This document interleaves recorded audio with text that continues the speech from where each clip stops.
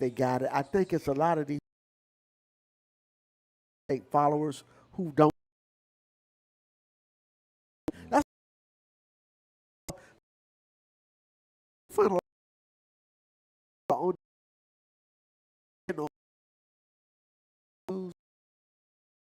But they talk state that the week before the selection process, after. For years, the current trend of the Florida Classic, Bethune and FAMU played every Thanksgiving. That it created a problem for us as well, yes, regarding the playoffs, and so to the Saturday before Thanksgiving, because during that time, that's when all of the everybody was like they still do the Saturday of that day, because you wanted to have a shot at. I heard a lot of noise about that. Yes, they are. Playoff wise, they don't make any money, and they don't even have many attending crowds at these games. So they don't. People started saying, "Forget that." We need. It's about, at the end of the day, it's about money. Right. It's revenue. Right. So they put a comparison up last week of the first round of the playoffs, FCS. Mm-hmm. There was not a school who hosted who had more than 10,000 people. I think the highest total I saw was like 7,000. Really? Yeah. Now, you have to pay for the game. Right. To host the game. I know. And the NCAA comes in and they do like Frank and Jesse James. They take all the money out the bank, okay? you they see that gate? Literally. Right. We know because Cookman hosted a couple of those games. Yeah, we did. But we didn't draw any fans out No. Then Southern plays Grambling. Final score of that game: Southern 28, Grambling 27. And man, you couldn't have asked for a better Bayou Classic.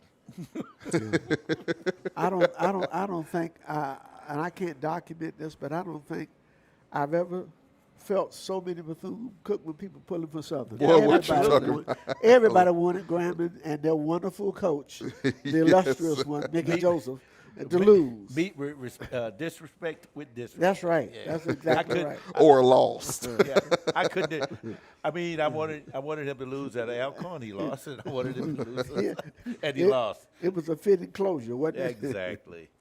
Yeah. Definitely a fitting closure, man. Yeah. Congrats to Coach McNair, and congrats to Coach Falk on being named the head coach there at Southern. So, yeah,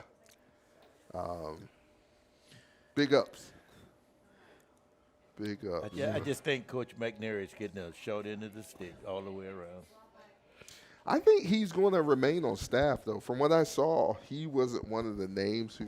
No, I didn't see that. He was have going been to be replaced, released either. but yeah, he's still, He's still there. Okay. Yeah, and I'm but it's still kind of the short end of the stick if you're not the man. Exactly. Yeah.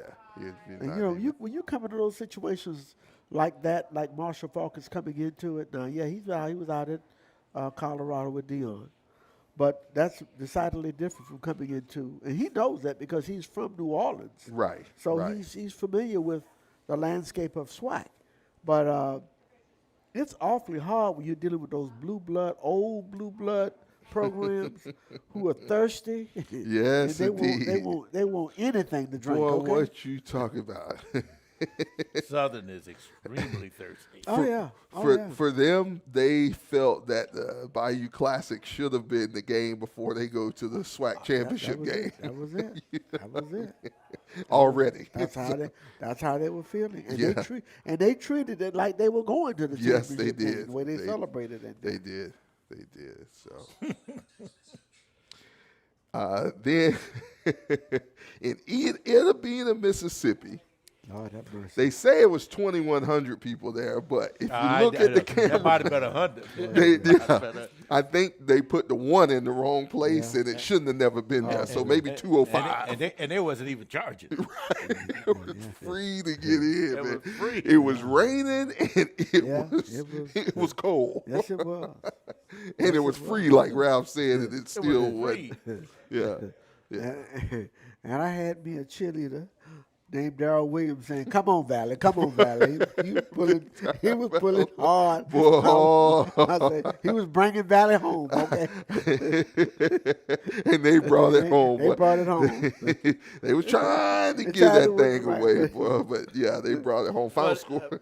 Go ahead, Ralph. They didn't have to worry about giving it away because Florida A&M quarterback, he did. He didn't want it either. Final score of that game: Mississippi Valley 35, Fairview 31. Oh my goodness! Oh, that was terrible. Oh, and it wasn't even the kid who played against us. No. Nunez threw for Nunez, 331 listen, yards. So Yeah, and he played well. he played well, man. He's a big kid. Yes, he is. He's a big kid, man. He's a real load. No mistake about it. Then we'll move right along to Pro First Sports Management SWAC week schedule and rankings. So on Saturday, 1 p.m. in Jackson, Mississippi, Prairie View Panthers take on the Jackson State Tigers for the SWAC championship game.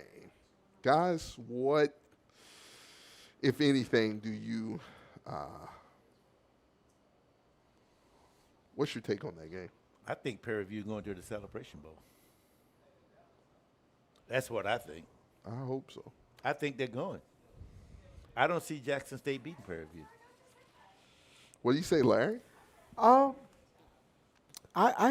feel the same way. I had already said and I posed this to any of the teams that played down Jackson, particularly down the stretch, and that includes our Bethune-Cookman Wildcats. With any real good coaching and execution, Alcorn beats them. We beat them. I mean, they are not playing well at all. No. And even when they're playing well, They not playing to where their championship caliber. Exactly. And that's why I really wanted them to win, because I wanted South Carolina State and Chennis-Berry to get a piece of them in Atlanta. But I really believe that Coach Jackson and Prairie View are a better coach football team, and they're playing better football. And so I think that they will go ahead and anything to shut the Jackson State people up, because those people, they are out in la-la land. Rabbit, They ain't got, boy. they don't even have a clue. Boy, I tell you. They really don't even have a clue. And sometimes, you want to say something, but why speak to ignorance? Why even address it? Just leave that alone.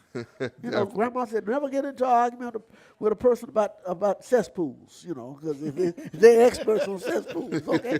So I'm not going to even bother them. Where your grandmama get all this stuff? She would always have a teachable moment there. Don't spend no time talking to people about something that they specialize in. That boy Larry Cutthroat, ain't he, Ralph? Boy. I'm just telling the truth. I mean, but just so many old people giving him all these Hey, sayings. listen. I was. They stuck with him, too. I was a kid. I was a Maybe kid. they thought he was going to carry it forward. No, I was a kid, and people would say, they would say to my mom and dad, Peggy and Lawrence, that boy got old folks sense. He got old folks sense, okay? Literally. So I took that as a compliment. And I'm trying to leave it with some of these young folks. They need some old folks sense. Oh, That's my why goodness. we get the food that we get at the tailgates. I mean, Literally. But I mean, really and truly, when goodness. I just, Ralph, I know you told me about roughing the swag. I did not know about that for years. But I go in there to listen to the foolishness, some of the stuff that they say. And I have to tell you this because my connection to Jackson State goes all the way back through Big John Merritt. When Coach Merritt coached at Jackson in the late 50s and into their best seasons of 60 in 61 and 62. And their people didn't carry on like that, like now. But today, now, he would be appalled to see them as they are, from that standpoint. Because, I think I made the statement before, and I'll mention it for the last time. As good as Jackson State was in the late 50s and early 60s, let me see if I say it this way. The only time in black college football that it is documented that a football player in a 4-year span was an All-American, what they used to call black college All-American, 4 consecutive years, freshman, sophomore, junior, senior. The only person to do that was the late, great Willie Richardson, the wide receiver from Jackson State who went on to play for the Baltimore Colts. And even as good as Jackson was, they never beat Southern. They only tied Southern. The year that they beat Florida A&M for the national championship in 1961, actually it was 1962, they won 14-8. And the only game that they lost that year, they lost to Southern. They couldn't beat Mumford. That's how great a coach Mumford was. But I should give to you all one day. I got the documentation. I went back and found the clippings where the city of Jackson completely shut down, and they had a Willie Richardson Day in honor of that football game when Jackson State won their first national championship. And that means the front of the newspaper, the whole front page, inside page. Now, this is Mississippi back when Mississippi Jackson was, you know what I'm talking about. Yeah. Even when in Ralph's mind is still like that. Literally. But and a lot of people don't. You listen to Jackson talk about their stadium. Few people know that stadium was actually built in 1949. Yes. They opened it in 1950. When they originally built it, it only seated 20,000 people. Really? Yeah, but originally, because it was they decided to put Jackson as the capital, and the only people that played in the stadium were either Ole Miss, Mississippi State, or Southern Mississippi. Now Jackson State School was where it's located now, but the stadium was for whites only, and so they did not give the stadium to Jackson State until 1970. But you listen to Jackson talk about their stadium, and they haven't done any improvements, really. None. The stadium been there since 1949, and y'all can't put an elevator in it? None. Give me a break, man. Good Lord. The only thing that I would take from Jackson State is the fan base. I would bring that fan base to Daytona. No, I couldn't let you do it, Ralph. No. I know what you're talking about, the way they show up. At least we have paying customers. I'd rather them not even show up, but you got to listen to them. Yes, Lord. I get what you're saying. We're going to make them voiceless. Good luck with that. You might have to have Jesus with you to get that done. Because, boy, they are. Hey, I tried to fill up Memorial Stadium.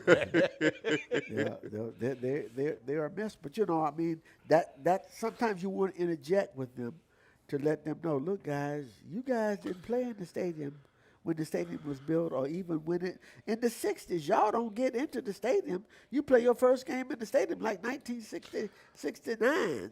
Ralph, I think they actually come to just talk. A lot of them. I agree with that. Talk and eat, because that's what I heard on the sideline. I never forget my first visit. And mess people's shoes up. Well, one of the guys posted said they were talking about the prayer. They get on Prairie View because Prairie View doesn't travel. So the guy said, well, Prairie View said, we'll take care of the home side, the visitor side. And the Jackson State said, there's no visitor side. We're all over the stadium. We sit everywhere. Oh, okay. So just craziness. They're crazy people now. Oh, literally. So I know the history, and I don't live out there, but like I said, I've been very much affiliated with that school in terms of having family members who went there, and a coach there. And so they did not carry on like this. But now, I'm going to tell you what, now one thing I will say about this, the hatred that they have for Florida A&M, that started in 1961 with John Merritt because Jake Gaither stole the 61 Classic. They came in, Florida A&M came in that year. That was their very best team. It was called the point-a-minute team. They scored 60.5 points per game. Yeah, they call it the 60-point team. And they only gave up 4.5 points a game. Damn. And Jackson State shut them down in the Classic and eked out a win 14-8. And Jake didn't want to play him the next year, for the next Classic. But it was customary at the end of the season, the following season, he asked the players, who would you like to play? And they wanted to play Jackson. They said, Jack, we want Jackson State. That game was too close. We want to play them again. Jake didn't want no part of that. Jake gave it to the player. I guess Jackson State had them behind 22-0 at halftime. And they were just completely Point a stunned. minute, boy. Yes, sir. I mean, listen, that was when Daryl, that was when Florida A&M really had blood, sweat, and tears. They had three teams. Yes, they did. Yes, They had the did. best of the best. Wow. And so that's why their fans struggle now to see them struggling. But there's parity all over football, so you're never going to get back that. You're never gonna get back that again. That won't happen. Especially during the age of NIL. No, that's a lost art. Well, we would further develop that, but what we got to figure out now, as a collective, how do we keep our kids home, the kids on our team? Because at the end of the year, that's when the poaching man is coming by, not just to us, but to everybody. Everybody. Pretty much. Yeah. Everybody. Yeah, everybody. You got to re-recruit your team. Yeah, everybody's going to get bitten. That's it. Yeah. And they know, unfortunately, they know our mother tongue is money. They don't realize all money ain't good money, but they just somebody come along. Yeah, with but the some young money. kids don't know all money ain't good money. Again, Right, Steve. They're not talking to my grandma. They're not talking to my grandma. Yeah, Will tell you stuff like that. yeah. Their grandmother said, "Baby, go get the money." You know that thing that the grass is always greener on the other side of the fence until you get over there. Yeah, it's Find out it's artificial turf. It's artificial turf. literally.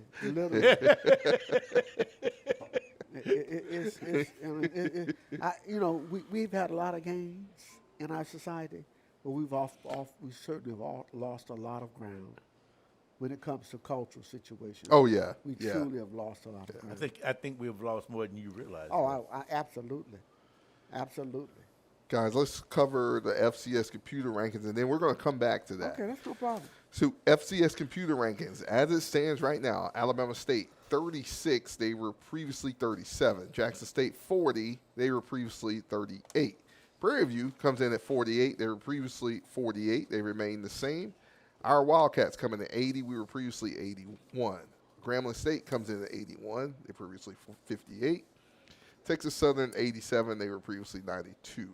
FAMU comes in at 103. They were previously 95. Alcorn State comes in at 107, previously 108. Alabama A&M comes in at 110. They were previously 110. Arkansas Pine Bluff comes in at 113. They were previously 114. And Southern comes in at 122. They were previously 126. Happy for them. Yes, it did. And Mississippi Valley State comes in at 125. They were previously 128, so they were one from the bottom. Go ahead on. And came up. Go hand them, lifted them up. Thanks a lot, guys. Thank you. So, yeah, it's wow. Then that'll take us into our SWAC football standings. As we know, as we were just discussing, we will play the SWAC championship game between Prairie View and Jackson State on this weekend. In the East, Alabama State comes in technically number one. They're 7-1 in the conference, 10-2 overall. Jackson State comes in at 7-1 in conference, 9-2 overall. Our Wildcats come in at number 3, 5-3 in conference, 6-6 overall. FAMU comes in at 4-4. Overall, they are 5-7. Alabama A&M finishes the season 1-7 in conference, 4-8 overall. Mississippi Valley State finishes The season 1-7 conference, 2-10 overall. So that's probably how it's. What do you think? That's probably how it's going to end in the East. More than likely. Yeah. I don't see how it's going to change. Yeah, I don't see it changing in the East. It does beg the question that's being floated around more and more. Should Do there you- be no divisions? Yeah. Do you want to get the two best teams? And I think the McClellan was on Yeah. earlier today and said that there will never be no divisions. Okay. So it's going to With remain 12 division with 12 teams, you almost got to have two divisions, though. Really? I mean, because they don't all play each other, right? the only people that's raising hell about divisions is somebody who thinks they should have Alabama State people. All play the two best teams. And you don't understand them. In the West, Prairie View comes in 7-1, 9-3 overall. Texas Southern comes in at 2, 5-3 in conference, 6-5 overall. Grambling State comes in at 4-4 in conference, 7-5 overall. Alcorn State comes in 4-4, 5-7 overall. Arkansas Pine Bluff comes in at 2-6 in conference, overall 4-8.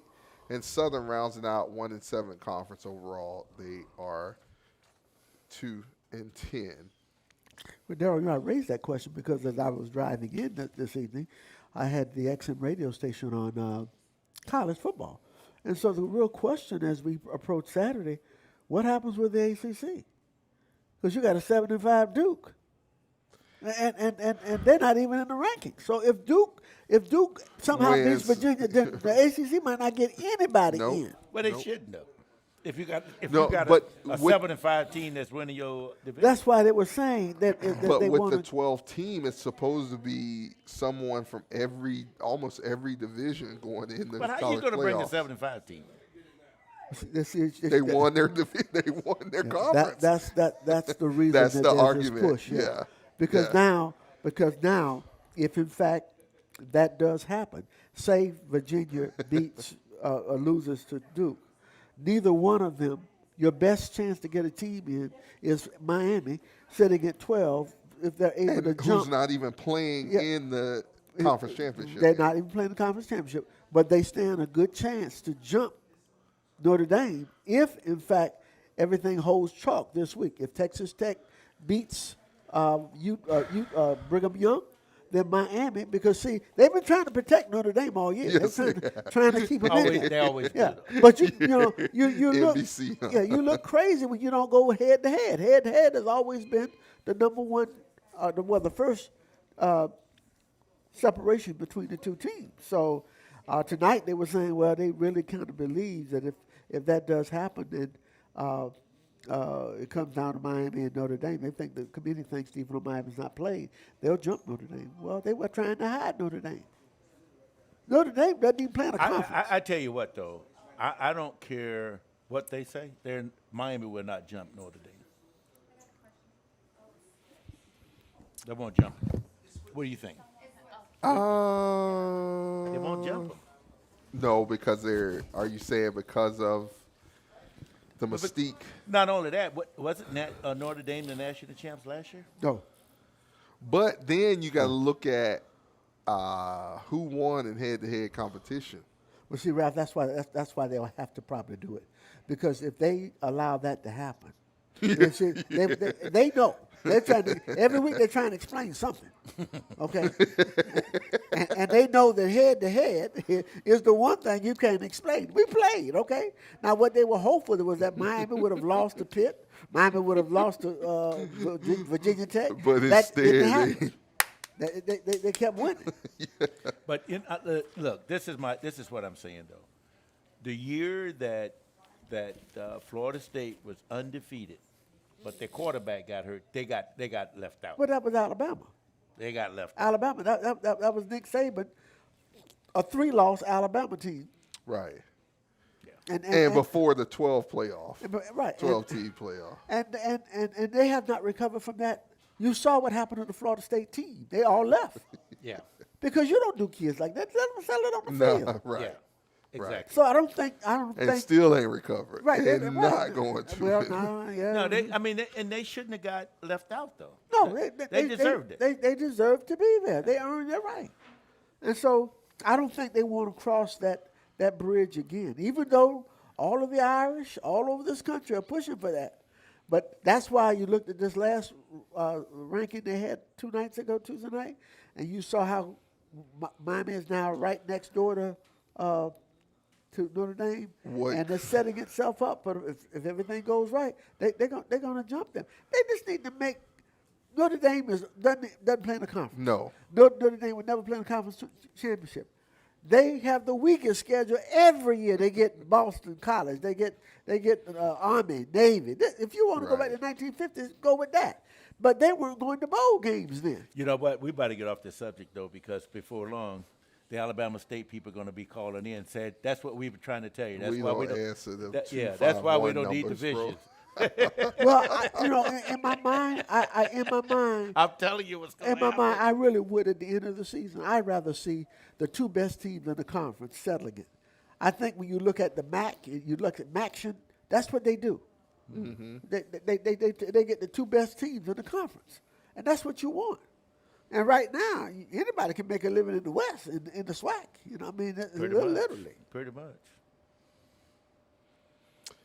Guys, 6 Wildcats earned postseason awards. Anton Watts, Max Tulin, Javon Ross, and Cole Hash each earned first-team honors in their respective positions.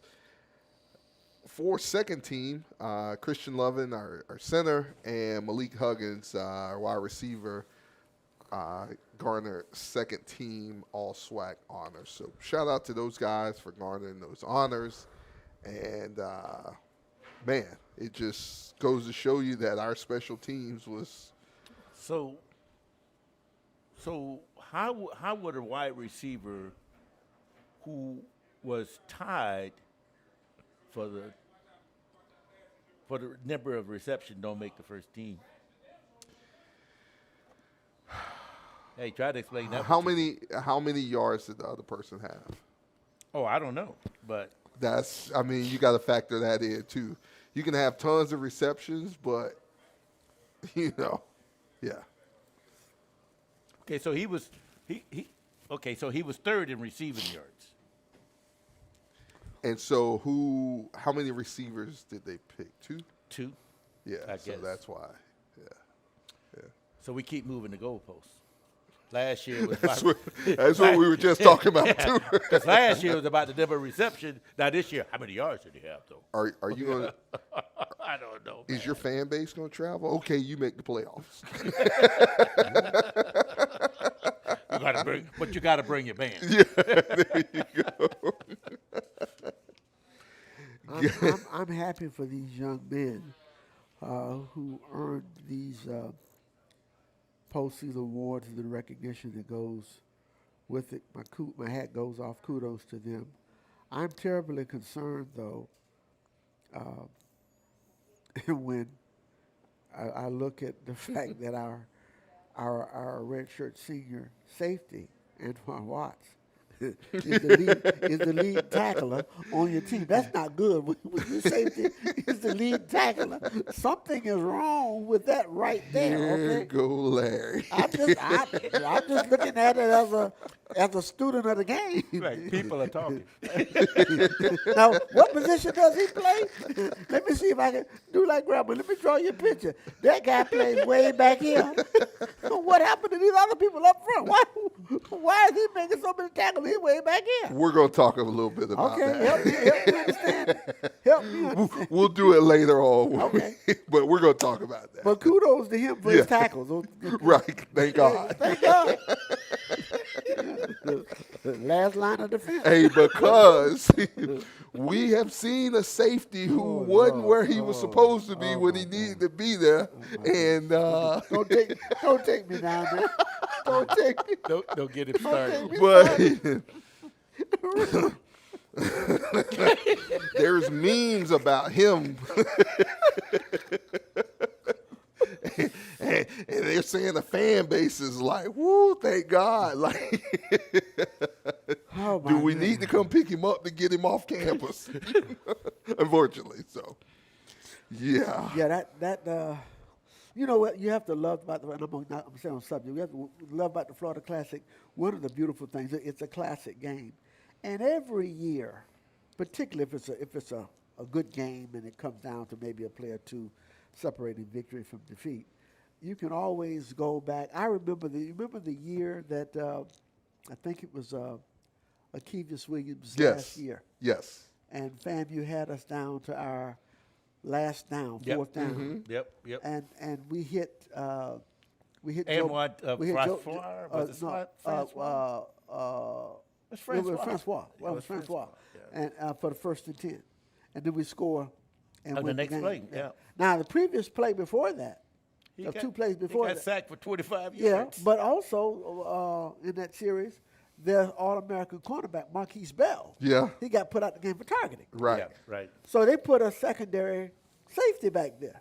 And on that 25-yard first down, 4th and 25, the safety sitting on the hash, as soon as the ball was snapped, he went head toward the sideline, and Francois came right up the seam. Well, guess what happened this year?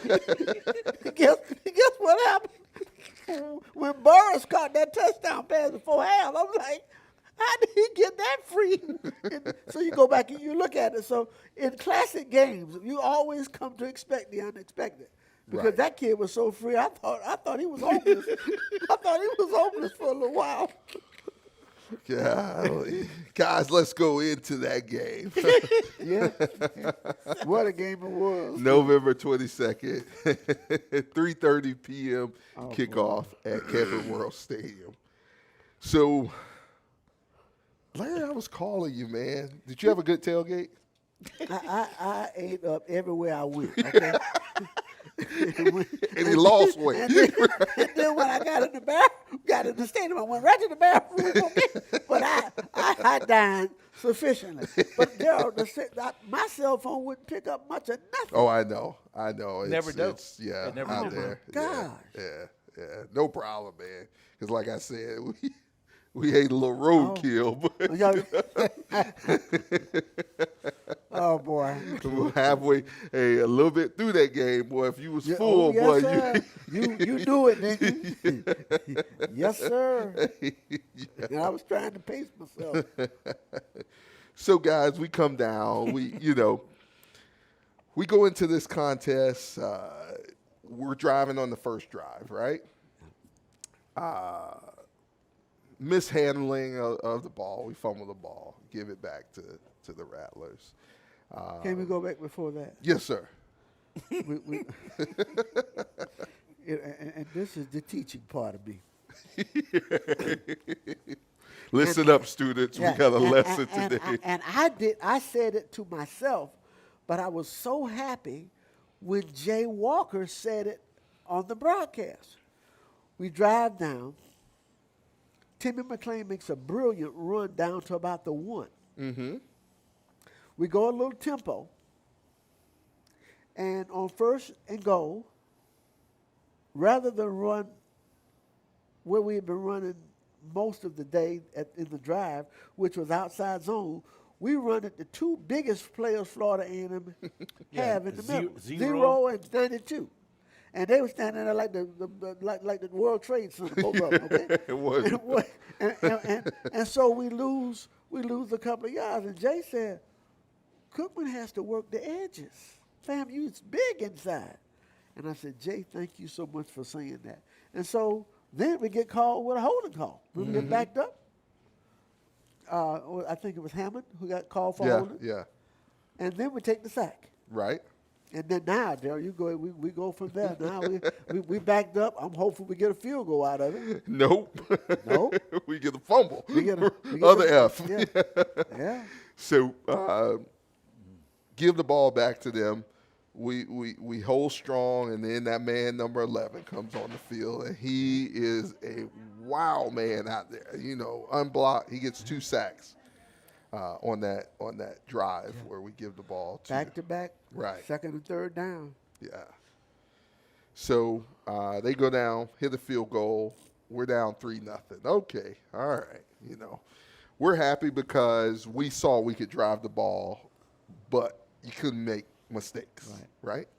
You're moving the ball. You can't make mistakes. So then Mr. McClain comes out on the field, hits Lorenzo Jenkins for a 25-yard touchdown. Our Wildcats go up 7-3 in that contest. Right. Give them the ball back, and what do you know? The Wildcat defense came back from Jackson State and showed up again in Orlando. On a 4th and 1. Yes. And they give it to their big back. 3 and out, you shut them down, you get the ball back. Go down, we get the ball down in the red zone. Can't cash it in, ended up kicking a field goal. We go up 10-3. Give them the ball back. We got the ball back, exchange punts, and then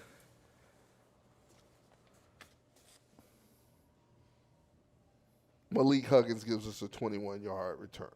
Yep. Excellent punt return sets us up in good shape. And then what happens? You call on that man, Kamani Robinson, and he busts up the gut. A famous play in the Florida Classic that has always been. It's always been there. Yeah, you could almost put Tupac back in the. Yes, sir. Regardless of what coaching staff A&M have, that play is always there. Yeah.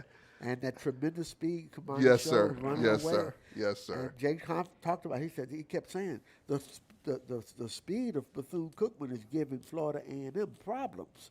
He said, "Fam, you usually is the fastest team against other teams." He Right. said Bethune-Cookman has tremendous Set the speed. pace. Exactly. Set the pace.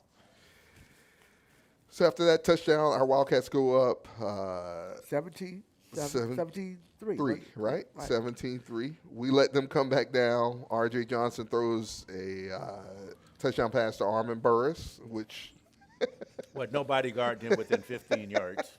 don't mention that because Larry already said something about it.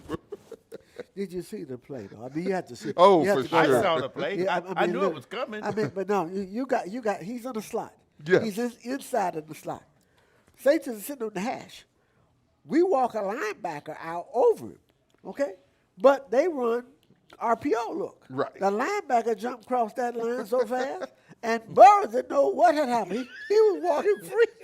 He was waving, trying to catch a cab. I'm over here, you know. And Hey, he's that pretty crazy? much telling RJ, bro, if you don't throw me the ball, my daddy ain't going to play you no more.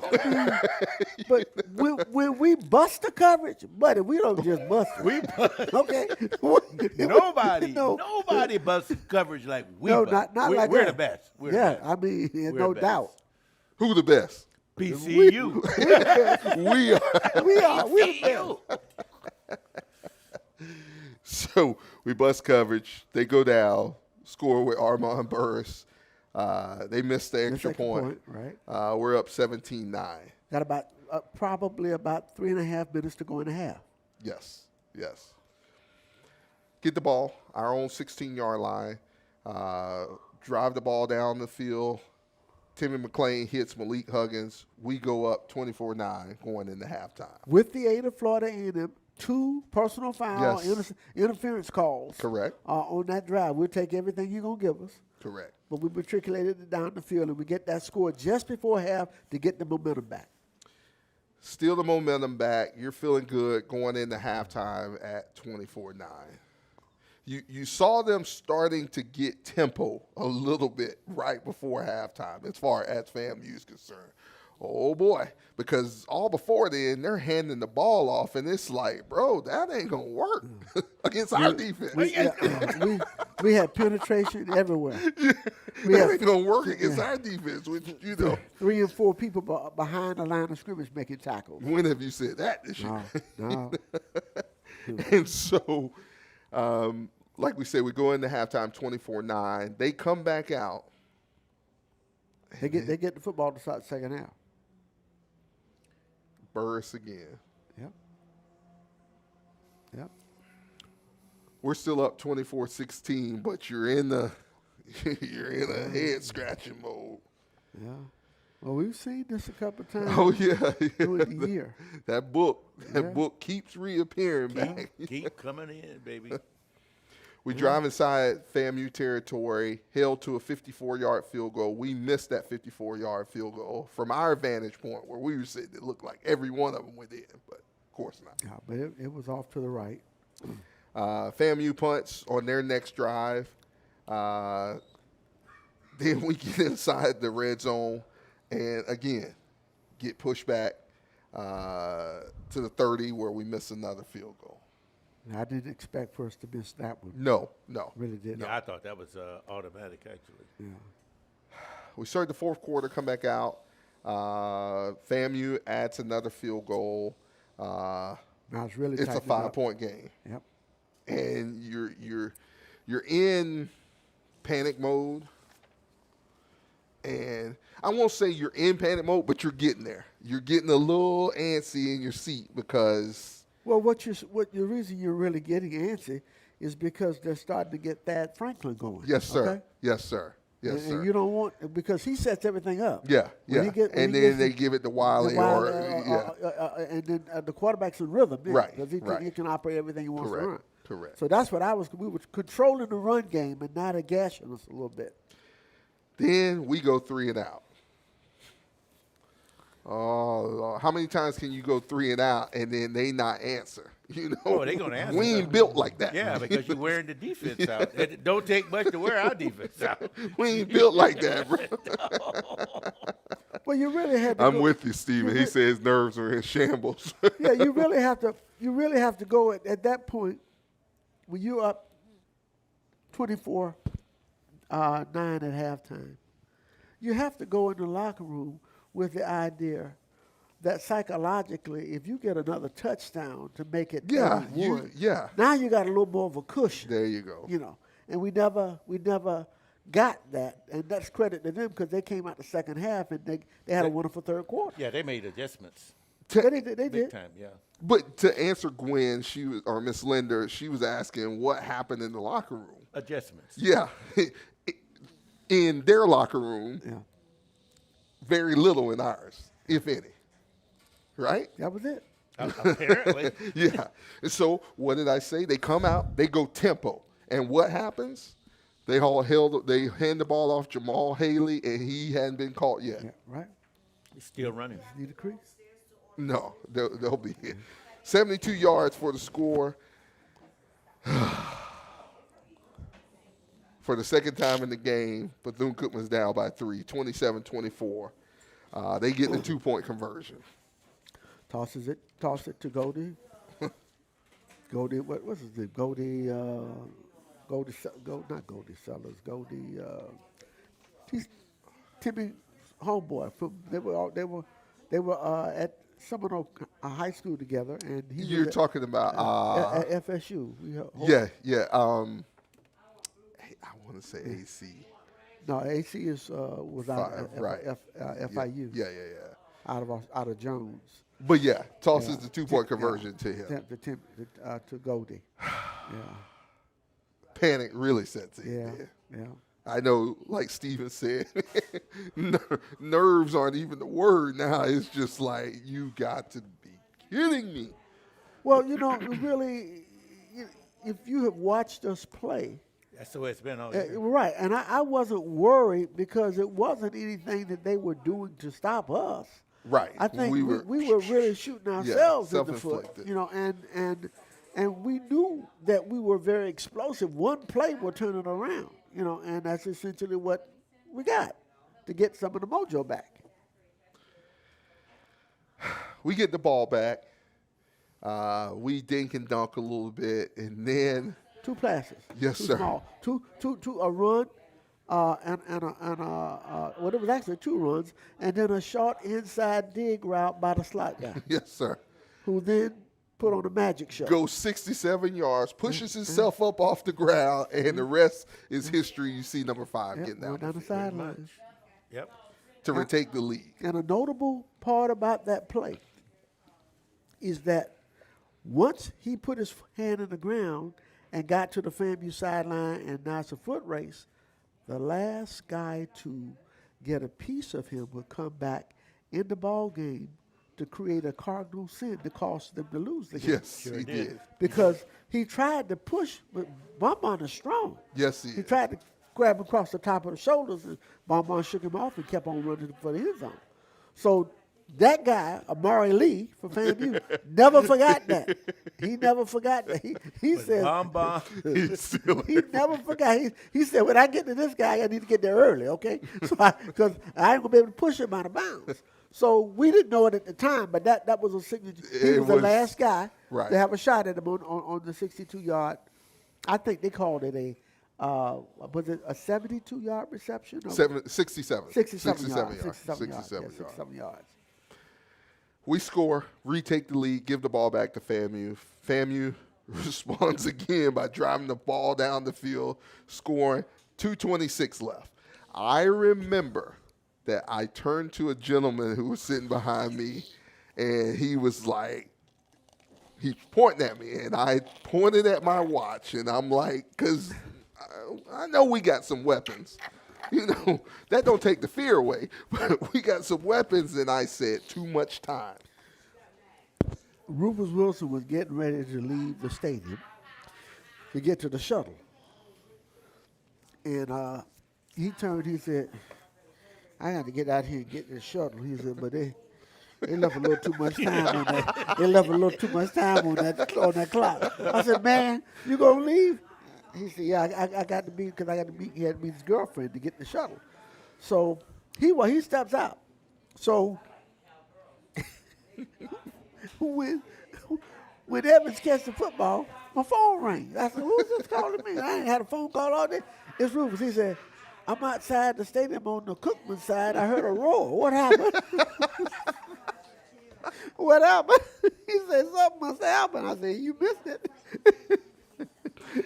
Man, I'm telling you, you know, Harold's sitting behind me, Mark Lewis is sitting to my left, and everyone is just kind of dejected, hopeful, but dejected, because we're still touching the ball, you know, and it's up to us. Are you going to redeem yourself for letting them come back, you know, from having them down 24-9? Are you going to redeem yourself?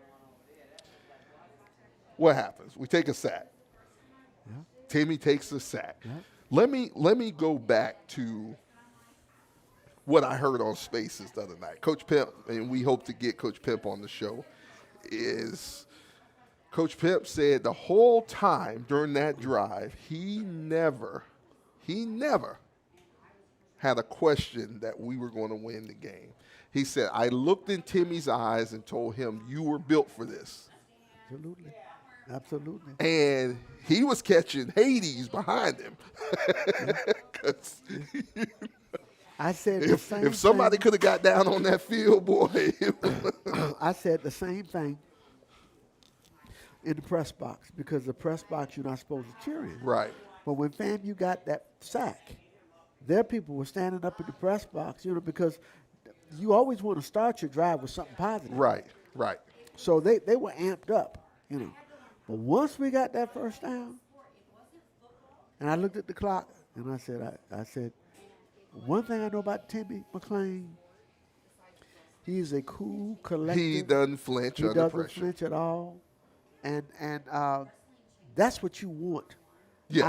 out of your trigger man.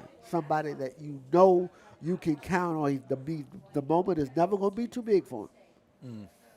And I kept saying, I mentioned it to Rufus. I said before Rufus left, I said, remember now, Timmy's first game as a college football player, he beat Florida A&M in Tampa for USL. And I said, I came into this game saying his last game, he's going to win this football game for Bethune-Cookman and go out a winner, beating Florida A&M again. And boy, once we got that first down, you could see it then. You could see them tighten up a little bit. Right. And you could see us. I wasn't even worried on fourth down because I knew we had 28 seconds and we still had a couple of And timeouts. we still had a couple timeouts. But played well. we It was played- great clock yeah. management. Beautiful. Granted, we shouldn't have had to been in No, that position, no. but But the beauty of it was, even on fourth down, where most of the fans and what have you are thinking, You know, need to Hail go to the Mary. end zone. No, you didn't need to. Our routes went to the sticks. You put the ball in the middle of the field. Our routes went right to the sticks Yes. to get the first and 10. Yeah. That's why that guy. That's why He bit. Jamar jumped That's on, why he jumped on the it. slot. Yeah, that's Because why he he saw jumped Bambon turn inside, and he said, I need to get down. Now, he got deep outside third, but he forgot all about that. So, Steven, it was,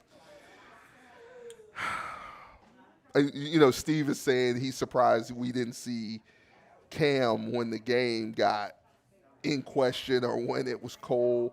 And no offense to Cam, I think he helped us down the stretch. But from knowing what I know, I don't believe you were going to see him at all on Saturday. Listen, that I Saturday. said to you all last week, and I'm gonna say it more succinctly. Cam gave us good play this year. Yeah. But I felt the last 3 games, I always felt we went into the season with 2 quarterbacks that had both of them left-handed quarterbacks, both seniors. But I just really believed that when it's crunch time, Yeah, you you got to needed have the your more cooler headed, seasoned, yes. cool customer. And we knew that was. And we Timmy. knew that. That we Yeah. knew that. We was knew Timmy. that. We knew that. So, guys, as Coach Pimp was talking on, Coach Pimpleton, we'll give him his credit for his full name, he said the play came in from the sideline, as you guys have said. And I said earlier, the word of the night for the last few weeks has been sticks. A play Bethune-Cookman had not called this whole season, and granted, Coach Pimp said he hadn't even gotten to 50% of his playbook out this season. So there's a lot to be had come next year. So We hope. we call sticks, and we can each break it down from here, guys. As you said, the slot guys go to the sticks Go to the in that sticks. play. Yep. Because all you need is the first down. It's 4th and 8. You don't need home run ball unless they give it to you. But I think, and I was talking with Jerry Bell about this. Jerry called me the day after the game, and we were talking about the play. And so you're in double slot. Yes. So you got Malik On the outside. on the outside. Right. Okay. And you got And- Josh on the other side. And you got another slot inside But him. you got Bonbon on the slot near Josh. Right. So remember I said last week when we were talking about the game plan, and I said I'd like to see Bethune-Cookman use some orbit motion with Javon. Yes. Because wherever he goes, They go. They're going to they draw gon- you. they- Yeah. So if you watch He it, already killed you on the dig. He already did. So when he came off, he didn't just run straight. He sort of bent it a little bit. Right. Like a slant. But he's going to the marker. That's when Amari Lee, the quarterback who had deep outside third, saw that. And that's what made him cheat and bite down so hard on it, because he didn't want Bonbon to get a head start on him. Right. So just the alignment triggered that response. If you'll notice, Florida A&M at the last moment walked 45, who's a linebacker. Nayron Jenkins They walked him up. outside, walked Yes, him up and on walked him on Josh. Josh.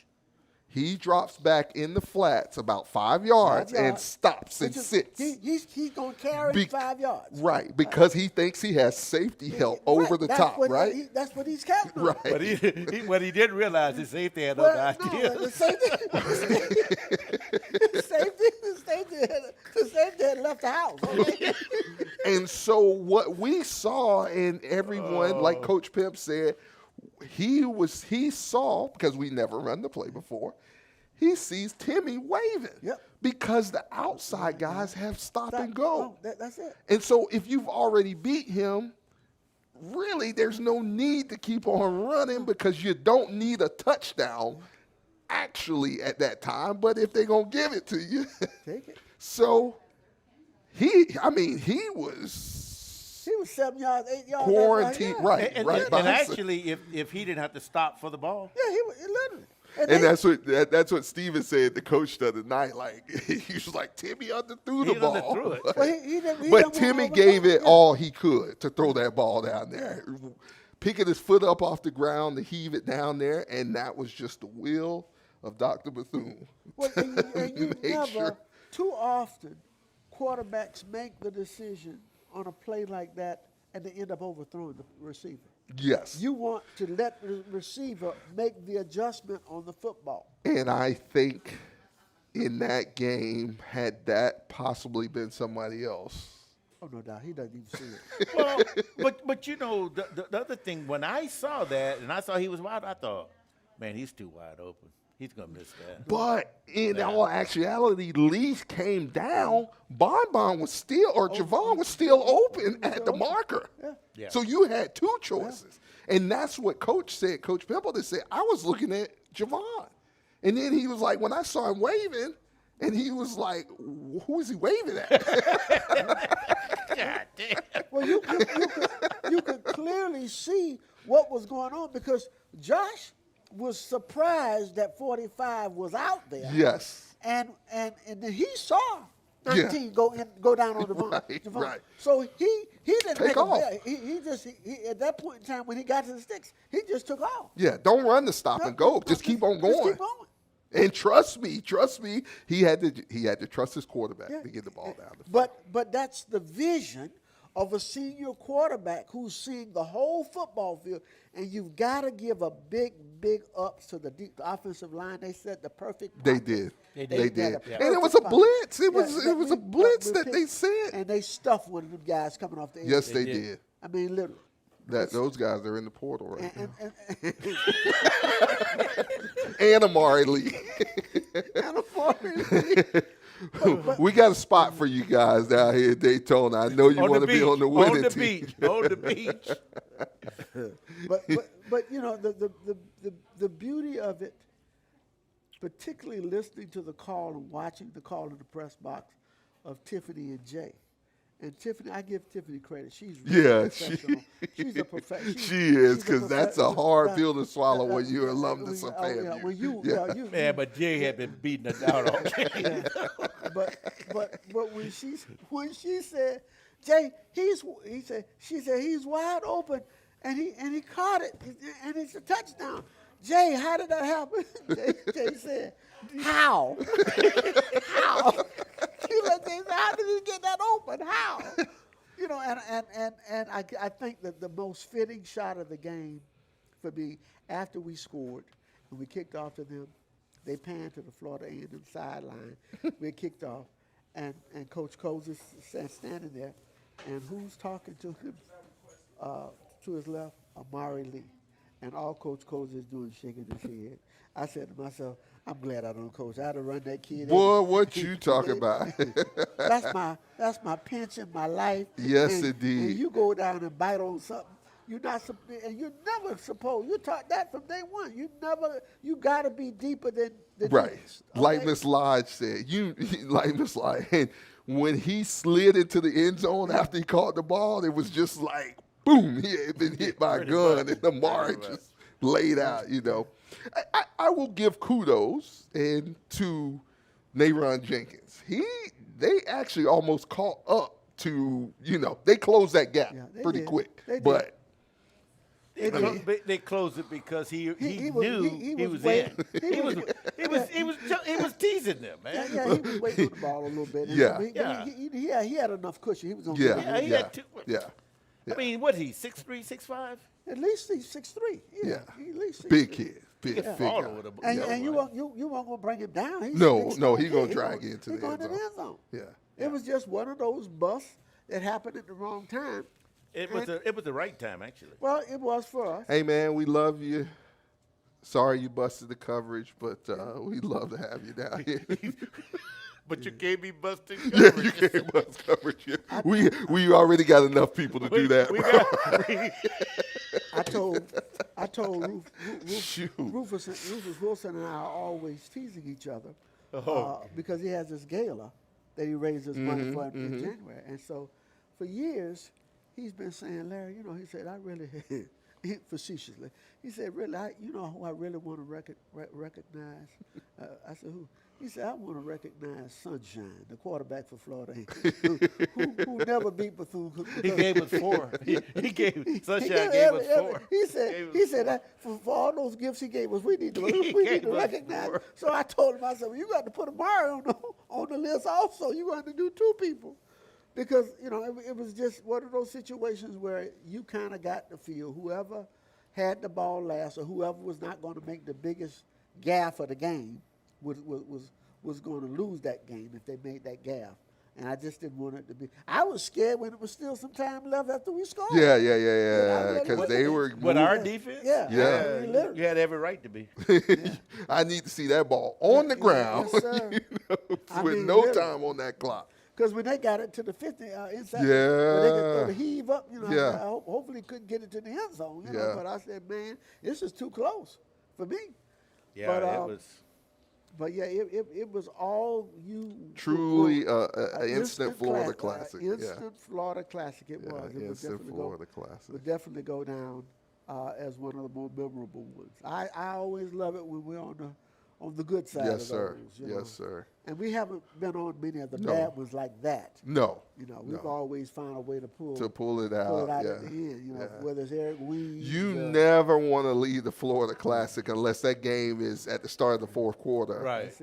You know, just abysmal. Yeah, You know? yeah, literally. You know. Final score of that game, Bethune-Cookman 38, Rattlers 34.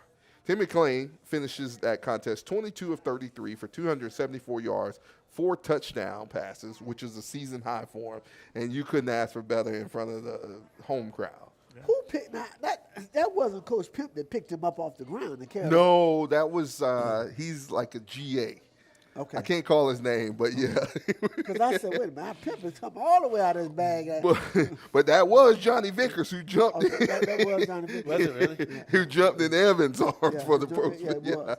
And then Pimp came over after Timmy got on the sideline. And so, and was talking not to to pick on Coach Pimp, because I think everybody in the house had the same way. He was just like, man, he was like, you know, I'm not usually an emotional guy, but he was like, man, I had to put my shirt over my face, and I just had to cry in it, man. And, you know, hey, we don't mind you doing it, Coach. We don't mind you crying, because it was just a jovial time. The celebration after the game to have the president up on stage, and you know, I hear the story when that play happened. He was actually in the bathroom, and he came out and was like, You got to be kidding, really? "What happened?" But he was there when he needed to be, and that was to hold the trophy up at the end of the game. And he started the game off right with his speech and you know everything. Yeah. Yeah, he's our lucky charm. He is. He is. He's our lucky charm. Yeah, I usually been in the bathroom too, but I couldn't get in. They had me blocked. Couldn't get in, so I had to sit there and endure it. But you know, the funny part is I came out as Timmy was throwing the football. I could see part of it, but I came all the way out, and whenever we are the visiting team. Mm-hmm. You can always hear the visiting team because they're cheering into you. Right. Right. And so if the cheers are coming from the east sideline, you're the visitor, you know something good is happening. Mm-hmm. Well, it was dead on the FAMU side, you know, because that was the home side of the stadium. But to be able to see that and then to run into Jay Walker after the game, Afterwards, yeah. it was just something crazy, you know, because that's what Florida Classics are Are made built of. to be. And, you know, welcome to Dr. Mosley as the president. I know he was here before, but not as the president when we won the Classic. And boy, was that apropos for him So much to so. be there and for it to go down. I love the way he handled himself Yes. the pregame. Yes. With Yeah, the Wildcat chart, definitely. like a pro, you know. Definitely. So it was a maroon and gold day. And just to have, you know, we walked out on the field after the game, and just to see our guys on that stage and everyone just smiling from ear to ear. And then even Dr. Mosley's staff being down there in front of the podium, you usually don't see that. No. As a school staff being there, Right. you have your athletic Yeah, staff there. but he's running a different ship. Yeah, you're He's right running a about different that. ship. You're right about that. And the party kept on after they got Yeah. back to the hotel. Yeah, he's running a different ship. And it's good that you got seniors who go out Yes. and say that they Yes. won one before Yeah. they left. Yeah. Yeah. And so that's always a special thing. I think about those kids at Florida A&M who lost 9 in a row. There's 2 classes who never beat Bethune. Right. That's right. They never did. So we were able to stop the slide this year in that instant classic, and I think it's just going to make this classic continue to grow and grow. Oh, for sure. If we ever find a way to get those people from the outside on the inside, Oh, we have 75,000. Well, it seems like next year, if you don't get your ticket early enough, you're going to be on the outside. yeah, I mean, literally, because Oh, yeah, because we're going to the bounce house. And What are those? Like 45,000. Oh, wow, yeah, yeah. you know, You're going to get your ticket early. yeah, Yeah.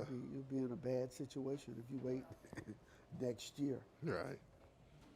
Javon Ross finishes the day with 82 receiving yards, 2 catches, and a touchdown. Kamani Robinson, 11 carries, 90 yards, and a touchdown. Isaiah Washburn collected 2 sacks, and Keon Clark had 1. Bethune-Cookman, and we'll go to the stats. Those 2 bookends right there. Oh, If we keep those 2 acted kids, up. if we keep Include Clark, Graves in there, too. Yeah, if we keep Clark and Graves and Washburn, yeah, let me tell you that's a heck of a pair. it is. Yes, it is. And we're looking to add to them. Bethune-Cookman outgained FAMU 485 yards. They had 423 on the ground. As far as team stats, as I said, FAMU 423 yards on the ground. Overall. Bethune-Cookman 485. Passing yards, FAMU 228. Bethune-Cookman 274. Rushing yards, FAMU 195. Bethune-Cookman 211. So we led in yards all the way through every facet of the game.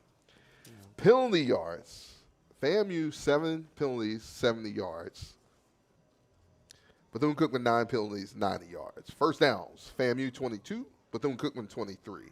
Third down conversions, FAMU 3 for 10, Bethune-Cookman 4 for 12. Got to work on that. Gotta work. Listen, it looked really bad It did. officiating-wise because Jay was going off on the fact of the Yeah. intentional grounding that they didn't call the Yeah, ball. They called yeah. But- They missed some There was a calls. They really face did mask. There was, that they yeah. didn't call. But the thing that really And there was there was a target in that game that didn't get called. I can't believe. I know the last 3 games we played, the number of calls that the officials missed, and a lot of the calls was directly in front of them. And it's not that FAMU is that blue blood, but they've won a SWAC championship. No, I don't even think it has anything to do with that. I just think that SWAC has probably the worst officials. No, because they got to call it both ways if it's that way. No, but And they're they terrible, don't. man. I mean, even against Jackson Jackson State, oh, for I mean, sure. they were holding. We got undressed. There were jerseys ripped Yeah. and everything. They was blatantly holding. But Fourth down conversions, FAMU 0 for 1, Bethune-Cookman 1 for 1. Total time of possession, FAMU 28 minutes, 19 seconds, Bethune-Cookman 31 minutes, 41 seconds. Guys, let's go into our grading. Help us out online. Thanks for all our fans tuning in to us tonight on this holiday. It's holiday time, but we thank you for taking the time out to join in with us. So without further ado, and Ralph, we're going to go headsets join in with the positions. We'll start with our offense. Let's go quarterbacks. I'm going to give the quarterback a B+. B+. Larry? I'm going to give him. I'm going to give. I'm going to give Timmy an A-. I'm going to give him an A-. Let's go. What say you online? Keep up with us, and we love to see your grades. Let's go running backs, Ralph. B. Larry?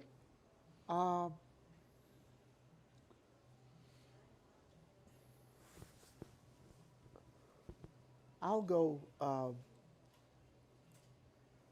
because we're putting headsets in. Well, Yeah, yeah. I'm going to go B, and I would have gone to B plus, but I still think against this team, we wasted some runs running inside. Yes. I think if we stay on the edges, we did get the home run with Kamani on the read, but we should have been working the edges a little bit more With our speed. with our speed. Yeah, so that's why I'll give them B. Let's go with wide receivers, tight ends. All right, so I'm going to give the wide receivers a B plus. Larry? I agree, B plus. All right. Let's go offensive line. I'm going to give the offensive line a C plus, B minus. Larry? How many sacks we had in that? How many times Timmy got sacked? 5, I 6? think We know the one near the end. I think he got 3 times.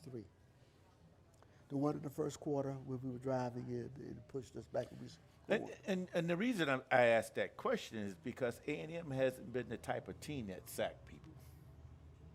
They pretty much got the same problem on defense that we have. Yeah. But all in all, I thought our offensive line held up pretty well. I think they did. Against bigger guys Yeah. that, we're coming off like beasts. Well, that's why again I think you use your speed to offset that power. You Exactly. don't try to take it to them where they want to stand their ground, move off the edges. One question that I wanted to ask, when we were running that outside counter to our sideline and we stopped, I know Schultz got hurt. Right. There was nobody over there. All we had to do was seal that guy off to the inside, and you, literally. I yeah, mean, 'cause they were short from the area. You could see him just clave it down. right. Yeah. And you had a complete alley outside. When we did run it, it gave us Yeah. what we They needed. never adjusted. And to then that. we ran to the opposite side of the field and got stuffed twice. Yeah. I will go with the B also. Okay. Overall offense, Ralph. A B. Even though I thought we should have scored maybe at least 14 more points in that game. I think we could have. Right. But we got pretty close to our average, though. Yeah. 38. So Larry. I'll go B plus. Okay. Let's go switch sides of the ball. Let's go defensive line. I'm going to give them a C. Too bad we can't do it by halves. They would have eaten real good off me the first half. Yes, they would have. But Yeah, but they got to eat all their food. I know what you mean. I'll go same thing as Ralph. C plus. Okay. Let's go linebackers.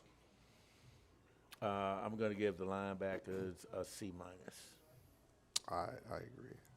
That was my grade as well, C minus. Defensive backs, including safeties. I'm at a C with them. I should give them a C minus, but I give them a C. Larry. I'll stay with C as well.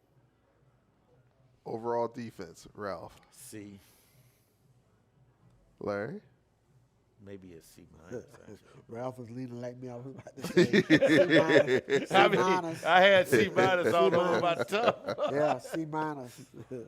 I mean, but again, you could say, well, they played great in the first half, but really the defense. There's 4 quarters. Yeah, right? the defense have played great 4 quarters all season. But then you throwing headsets in it because we didn't make any adjustments at all. No. We haven't made any in 3 years. Yeah, we didn't do anything with that. We haven't made any adjustments. So that was my reason for the C minus. Because I think if we would have come out second half and showed some resistance, we would have been able to open that game up a Of little course, bit more. yeah, but we don't make adjustments. Special teams. I'm going to give them a B plus. And my thing, I still believe the reason why that kicker missed those field goals is because that delivery from the center to the holder it hasn't been clean all year. It just haven't been clean. It's either too high or too low. Right. What did Ralph? What did you give him? C minus. Nah, No, B. no, You B B. minus, I B? gave him a B. Okay. I mean, and that's because you count in What was returns that? as well, right? 6 points, 9? Yeah. Was that he missed 3, right? Yeah, I think 9 points. Yeah, Was it 3, miss? I believe so. I think it was 3, Larry. I thought he made. You made 1. I didn't think he kicked but 3 times. Maybe he kicked 4 times. I don't know. I'll at any rate, I'll go ahead. I'll give him a C. There you go. Overall team. Well, we did win, so I'm gonna give him a C plus. That was the grade I was going to give him. All right, there you go. Here we have it. So, guys, that'll take us right into our. That'll take us right into our Bethune-Cookman football season in review and what we have to do going into the spring into 2026. So, without further ado, and we want to hear from you. Ms. Lyon said it was 2 field goals. We want to hear from you, our fans, guys, assistant coaches. What about him? I mean, Leave the staff as is, or hell no. Are you crazy, he went there, didn't he? He went real quick. dude? Hey, Ralph, you came in on the wrong part. I was supposed to say Hail Wildcats, Hail Wildcats, Hail And I said, Rattlers. hell no. Go ahead, Ralph. Hail, No, keep the coaches. Listen. I think offensively, I wouldn't make any changes.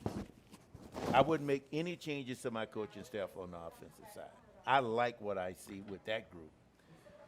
Now, if I was making a decision for the defense, I replace everybody.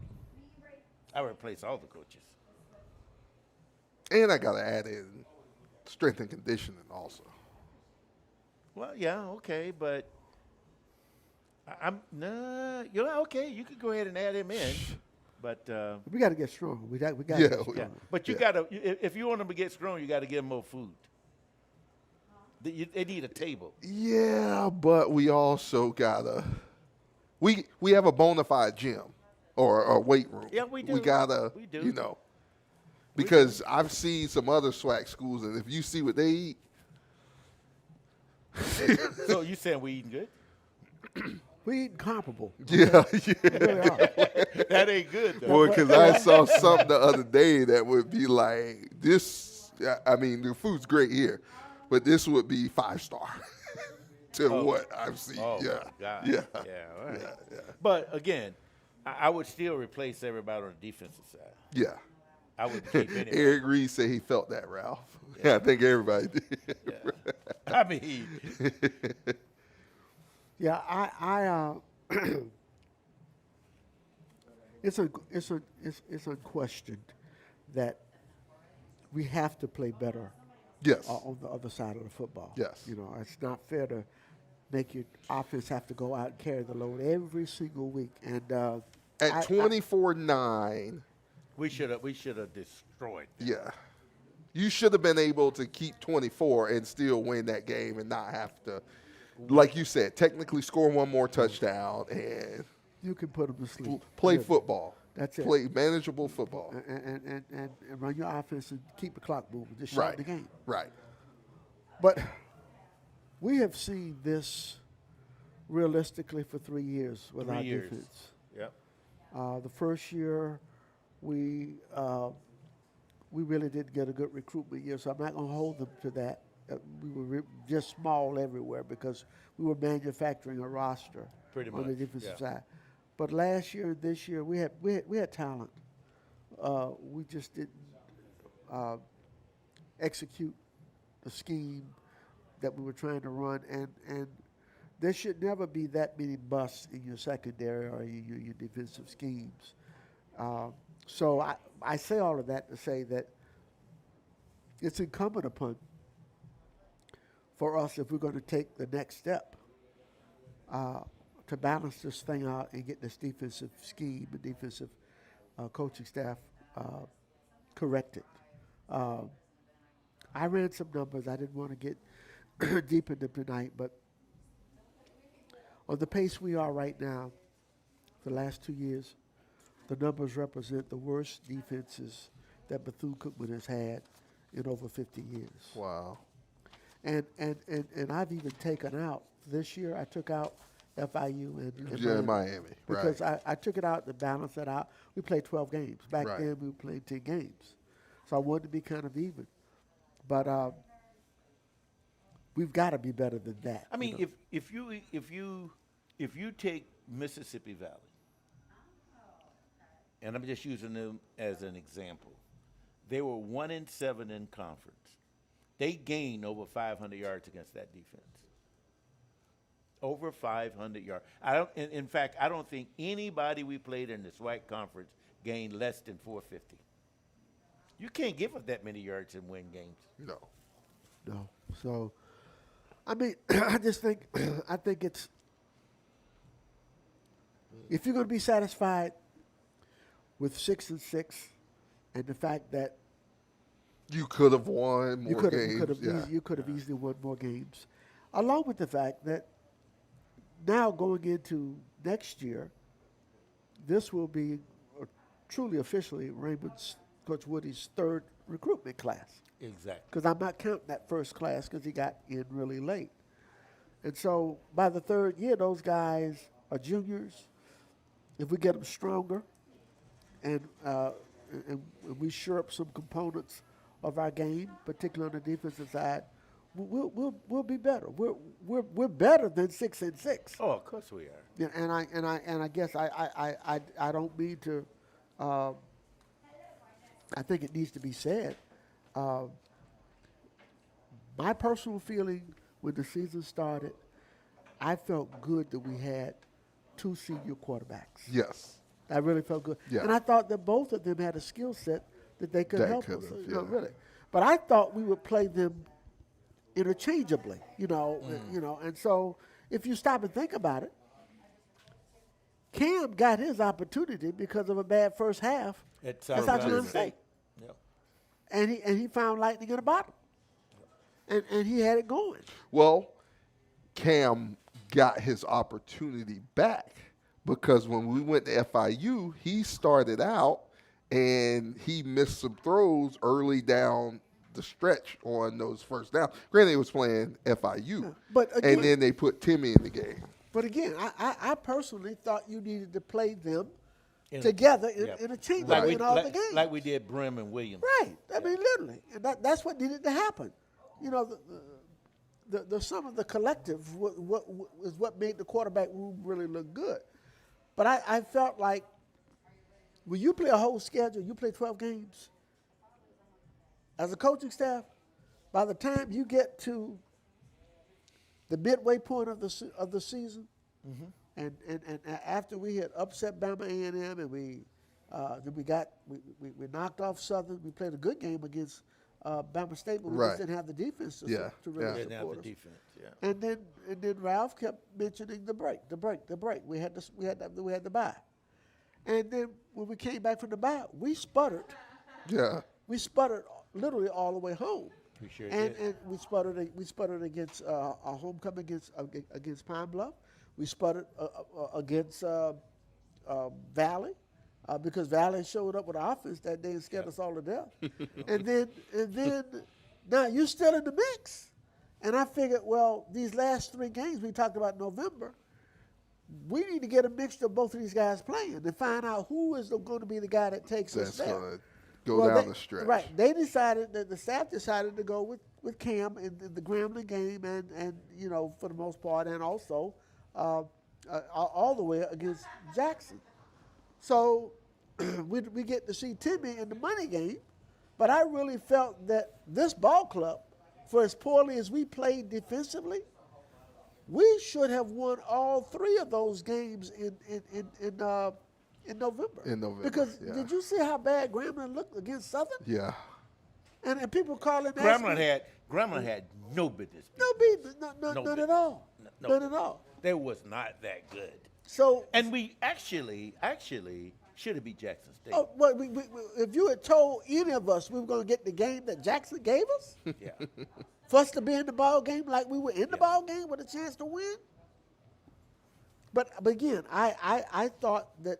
But you know, then again, we're driving for the touchdown, and we throw the interception. and we throw an interception, 80-yard return. But So, I mean, but again, like I said, that's to me, coaching. They are paid the bucks to understand who needs to get the job done and how we need to go about getting that done. But I always said, we didn't have one quarterback. Right. We had Right. 2 guys that together could make a whole quarterback, in that regard. And just they're probably we're gonna be hot and cold. You got to know. What And the you're going to chances- have that. You You're got to gonna know have who's that. got the hot Who's got hand, hot and hand. let's roll with you. Let's roll with it. That happens all And the that's time. what happened in the Classic. That's exactly what it was. Yeah. That's exactly what it was.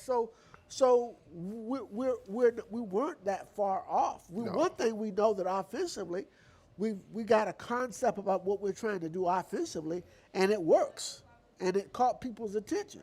Sure Now, if we could get any semblance of that on the defensive side, well, we're sound, and we're gonna put up a defensive wall to some extent to withstand the pressures that teams are applying to us with their offense. But right now, literally, we're playing with one hand tied behind our back, literally. And so that's why I'm saying what I'm saying. I for me, it's the scheme. Whatever your scheme is, everybody on your staff has got to know the scheme. It looks like with us, I don't even know if everybody knows the scheme. What are we in? what scheme? We don't have a scheme. Okay, well, we're lining up in something. That's all we doing, lining up. In something. He said it the right way, boy. It's just something. What you doing out here, nuts? Listen, if you go back and look at Bethune-Cookman through the years, Bethune-Cookman was always known for their defense. Oh, for sure. They were always known for that. I love what Billy Joe used to say. He was talking with Bill Hayes one day, and we were listening to the conversation. And Bill said, he said FAMU and Cookman are interesting contrast. He said, normally if you punch FAMU in the mouth, they'll go sit down, Right. But if you hit Cookman, they're gonna hit you back, and they're gonna keep hitting you, and that's what that's what Cookman's defenses have been. Always, so right now we got to get back to that edge. We got to get back. Those years when Yogi Jones was here with Brian Jenkins, nobody wanted to play against Bethune-Cookman's defense. No. Literally, Alvin Wyatt, Billy Joe would tell you, he said he wasn't always the most sound defense, but buddy, they were gonna chase you around that ballpark till they got you. Okay. I mean, to me though, a defense supposed to be aggressive. And It's supposed to have an edge to it. It's supposed to have an edge to it. And we wasn't. We just let people push us around. Yeah. We let sure tackles just break loose from us and making these guys look great, and they aren't that great. But Well, and I kind of believe that always goes back to leadership. Well, we've been treated for years with Bethune-Cookman making some vicious hits on people. Oh, yeah. And I haven't seen a vicious hit in 3 years. I really haven't. I have to be honest with you. I've not seen somebody really come up and lay the wood to somebody in 3 years. And we got to get beyond that. We don't have anybody on our team. We got to get beyond that. We got to find a way to get better on that side. I think if we get better, our program will really start to rise. Because make no mistake, if you watch, many people watch the game or go back and watch the rerun, Jay Walker said it best. Bethune-Cookman is building something. Yeah. Oh, yeah. You better watch them. They're building something. I believe changes are inbound, especially with the coaching staff, and particularly the defensive staff, because I think it's a glaring thing that you are that close to being to where you need to be, and nobody coming into this season gave you a chance but yourself. And you were the one who took yourself out of that contention. Yeah. And Yeah. you got to do something about Yeah. it. Yeah, Of course. You got to do You something got so about it. close, and, Yeah. and you were in it. I mean, to win it. we were there. Yeah, we were right there. Yeah. And everybody knew we were there. They Yeah. didn't, they didn't think we were going to be there, Right. but we were there. Those were there. games coming down the stretch, everybody, Jackson was concerned about Cooper coming out there. Literally, I mean, it was one of those situations. Yeah. So that we got to continue to build on that, and then that also when and if we get that squared away, then the whole issue becomes the roster. Recruitment is Right. the third day of the 3-day recruitment period ends tomorrow. Right. So it's very, very important. We lose 2 senior quarterbacks, guys. Yeah. And so we're going to be, in some instances, starting over again. At least we got to get some more quarterback talent, into Right. the room. And I noticed that we got one. yeah, We actually have 2, but yeah. I Well, mean, I saw high school. one. Yeah, I'm talking high school. high school. Well, Oh yeah. Well, I'm saying 2 on roster currently. Yeah. well, I'm on the record tell you right now, the young man that committed yesterday. Yes, sir. Joel Morris. He's out of Lakeland, Florida. He played as a 10th grader for Lake Gibson High School. Really? And it transferred. His parents, they went to Sarasota. Sarasota. He was the starting quarterback last year when Booker made that run all the way to the Final Four, and they lost to Reigns. But he broke his leg in the 4th Really? game. So he was out, and he killed him. They had a beautiful article written about him this week. And Gets the his kid, chance he's to legit- avenge that Yeah, he is tomorrow legit. night, When you huh? go, if you Google him up, if you Google his name up, and I you did, look, I and did. you look at what he was at some football camps like the University of Miami, whatever. Yeah. When you read the scripts on him, Daryl, from Max 24/7, the first thing that you see, he's highly cerebral. Yes. He processes real well, and he's 3.6 GPA. 3.64 GPA. That's what impressed me. Yeah, and he reads coverage as well. But most of all, which is what set my heart in motion, he is extremely accurate with the football. Try this on for numbers. In this season, 2,200, almost 2,300 yards of passing yardage, 17 touchdowns, 1 interception. Wow. And he threw the interception in like the 4th or 5th game of the season. So that tells you, they say he's a supreme leader. Now, he's a high school kid. He's got all the measurements. He's literally 6'2.5", 6'3", about $195, 200 pounds. And I watched his tapes last night, you can see he's been well coached. Well, not just high school. He had a quarterback coach. You can see somebody's been Oh working yeah, with him. yeah. So that's the kind of guy you want to get in, but you can't expect to throw him to the wolves the first No, year. right. He needs to let it. You're losing some offensive Yeah, linemen on that line exactly. who've been there for a while. Exactly. So we've got to bring him along and develop him Right. slowly. But That- you're working with something. That's why, if he's been playing quarterback that long, that's why you need a quarterback coach. Oh, no question about that. I again, I challenge anybody. You watch TV. I don't care, in the pro game or the college game. You watch a quarterback come off the field, and normally when he goes to sit on the bench, he's sitting right next to a coach. Right. Some of these guys have tablets. They're showing them things. But that's your trigger guy. He's got to be talking to somebody at all times, about what we're doing offensively, what we plan to get done.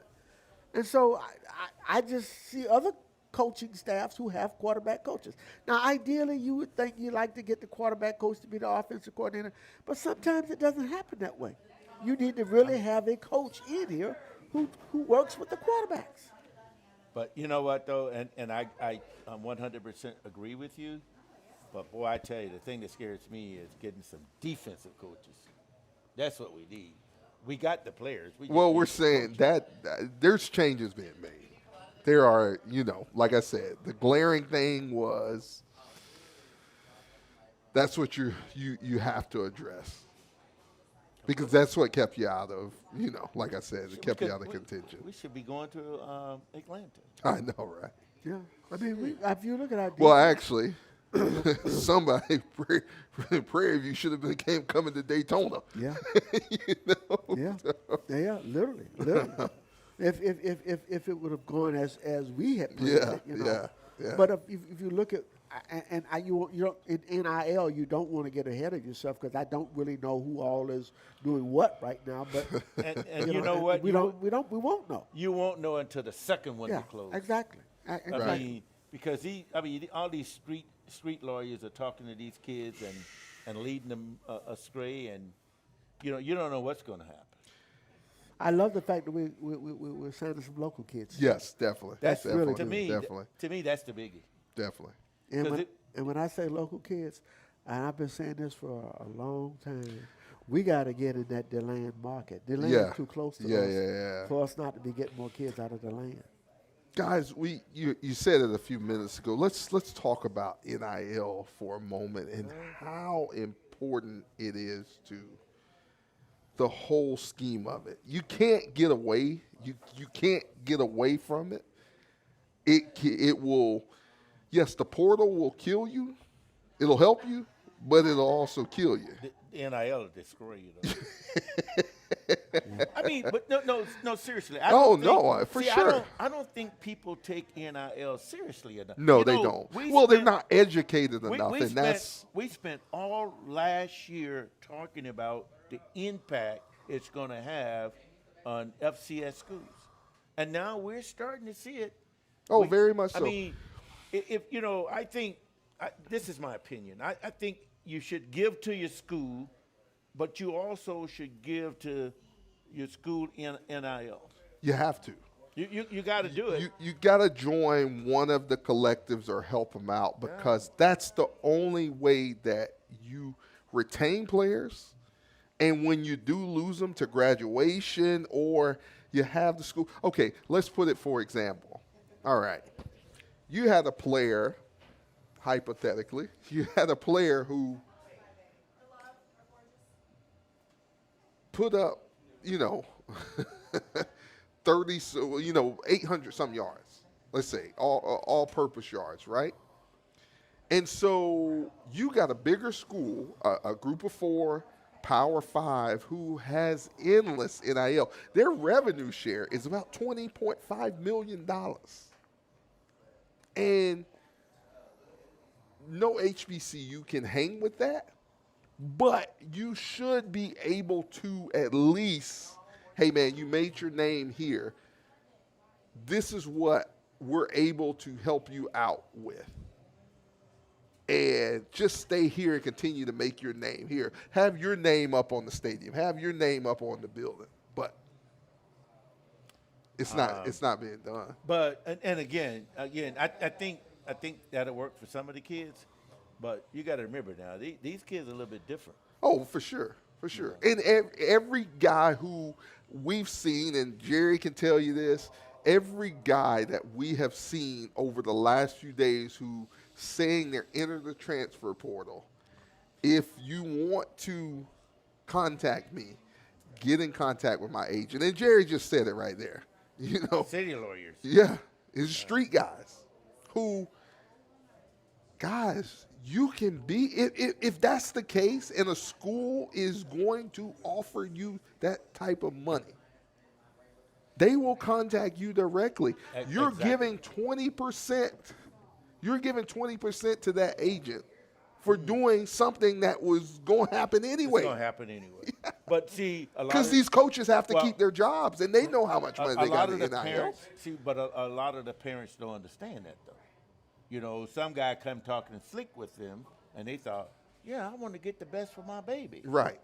And it's a yearly contract. It's a yearly thing. But see, they don't know that. I know they don't know that. They think, okay, he has 2 years left in school, so he's going to get this amount of money for the next 2 years. That's not true.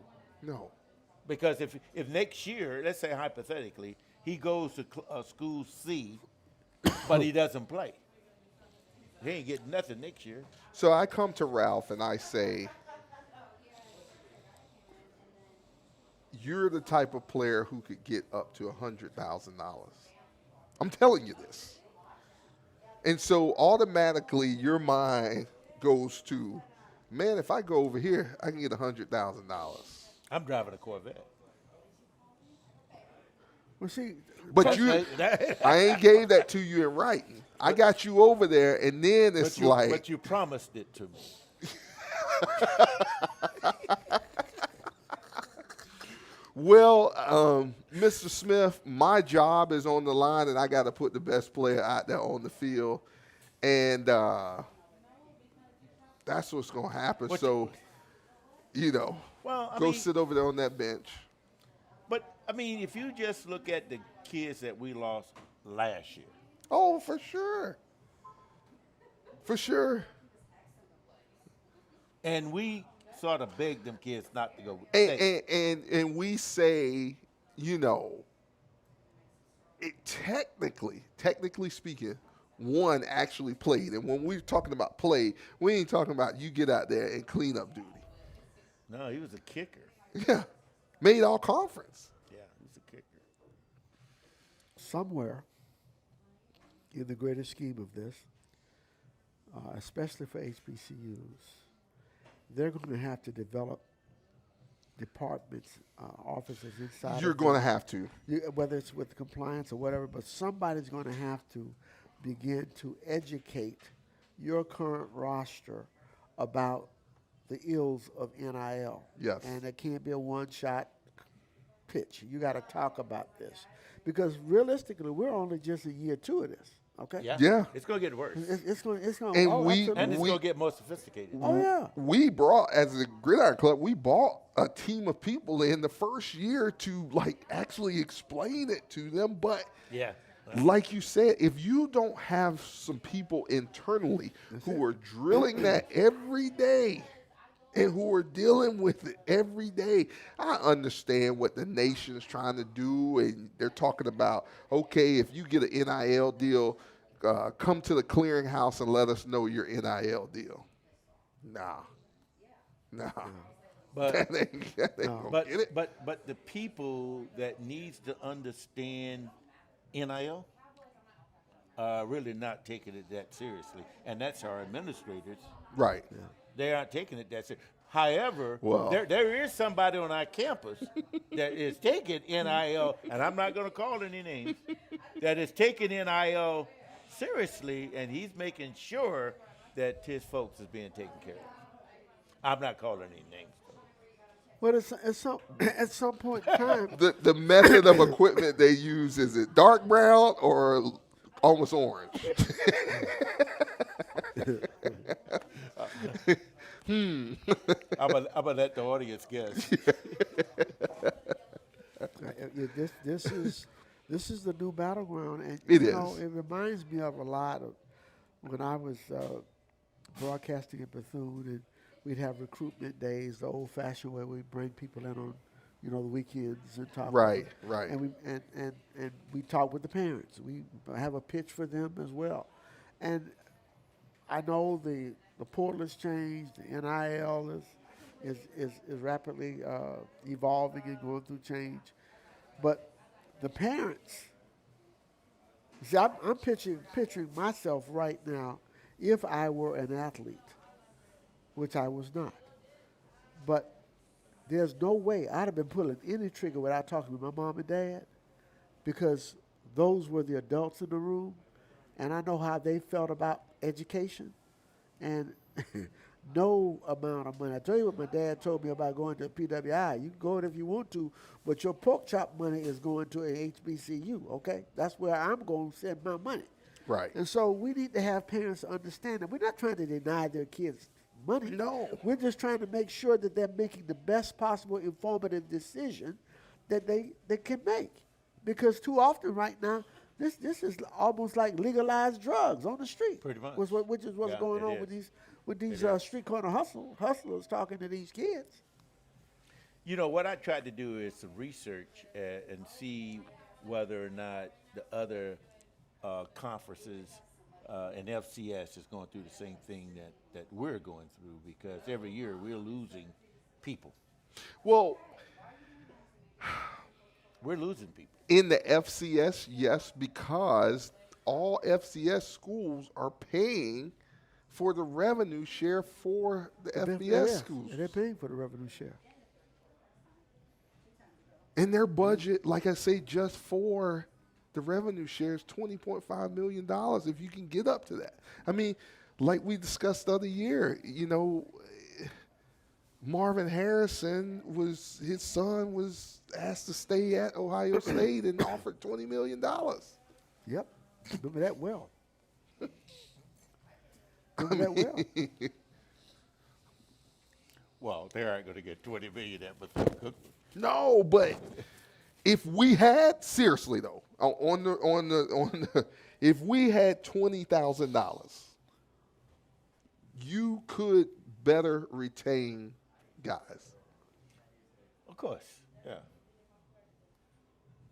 But that's the thing, like you said, like if you're, it takes understanding, number one, and it takes, if you want, and unfortunately, it comes to wins and losses. That's why now the parity is so well among college football, because I can go to, and this is not to put a Mississippi Valley down, but if I got some money from Mississippi Valley and I can go right in there and play. Well, you're going to go. Right. And then I'm going to make a name for myself.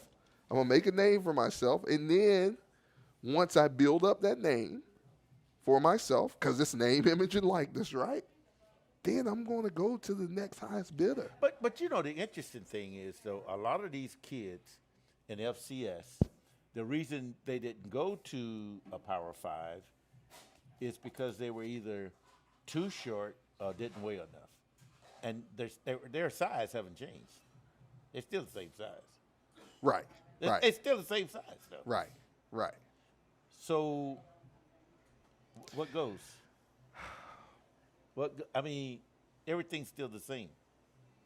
Well, no, you've added value, and so just so nobody else can have you, unless you are that player, so nobody else gets you, because just like I come calling, there's another school who's probably in my same, I'll say in the same division, maybe even the same conference, wants to come get you, so I need to pluck you there.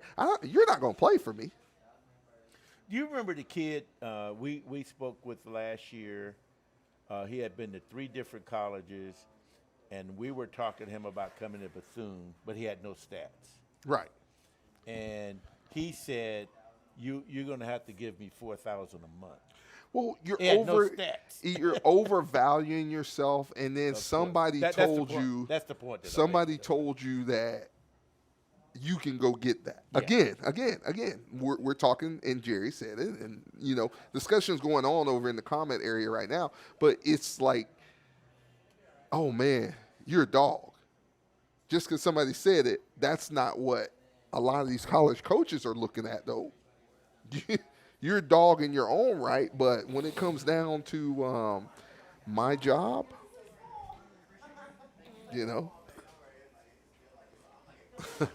yeah. I don't know, but again. It's like that in the NFL, or going to the NFL. I'm this type of player. I made these stats, but when the draft comes and goes and you don't even get a priority free agent call or a free agent tryout. But when I asked that question earlier, though, I just wonder, is the North Dakota states and the Montanas, are they going through the exact same thing we're going through? Yes, with some of their players, but you want to know why they're not going through all of what we're going through? Why? Because their fans believe in keeping their team together and putting the support in to make it happen. Makes sense. They rally around and like, oh, we can't let him go. Let's lock him up. Yeah, makes sense. Makes sense. I just believe, and maybe I'm just old-fashioned,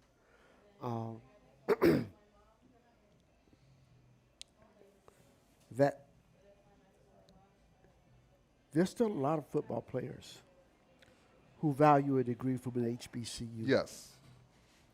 And I think we don't need to forget that part of that student-athlete matriculation to our schools is that we teach them the history, the culture, and we talk about what it means to be a BCU grad.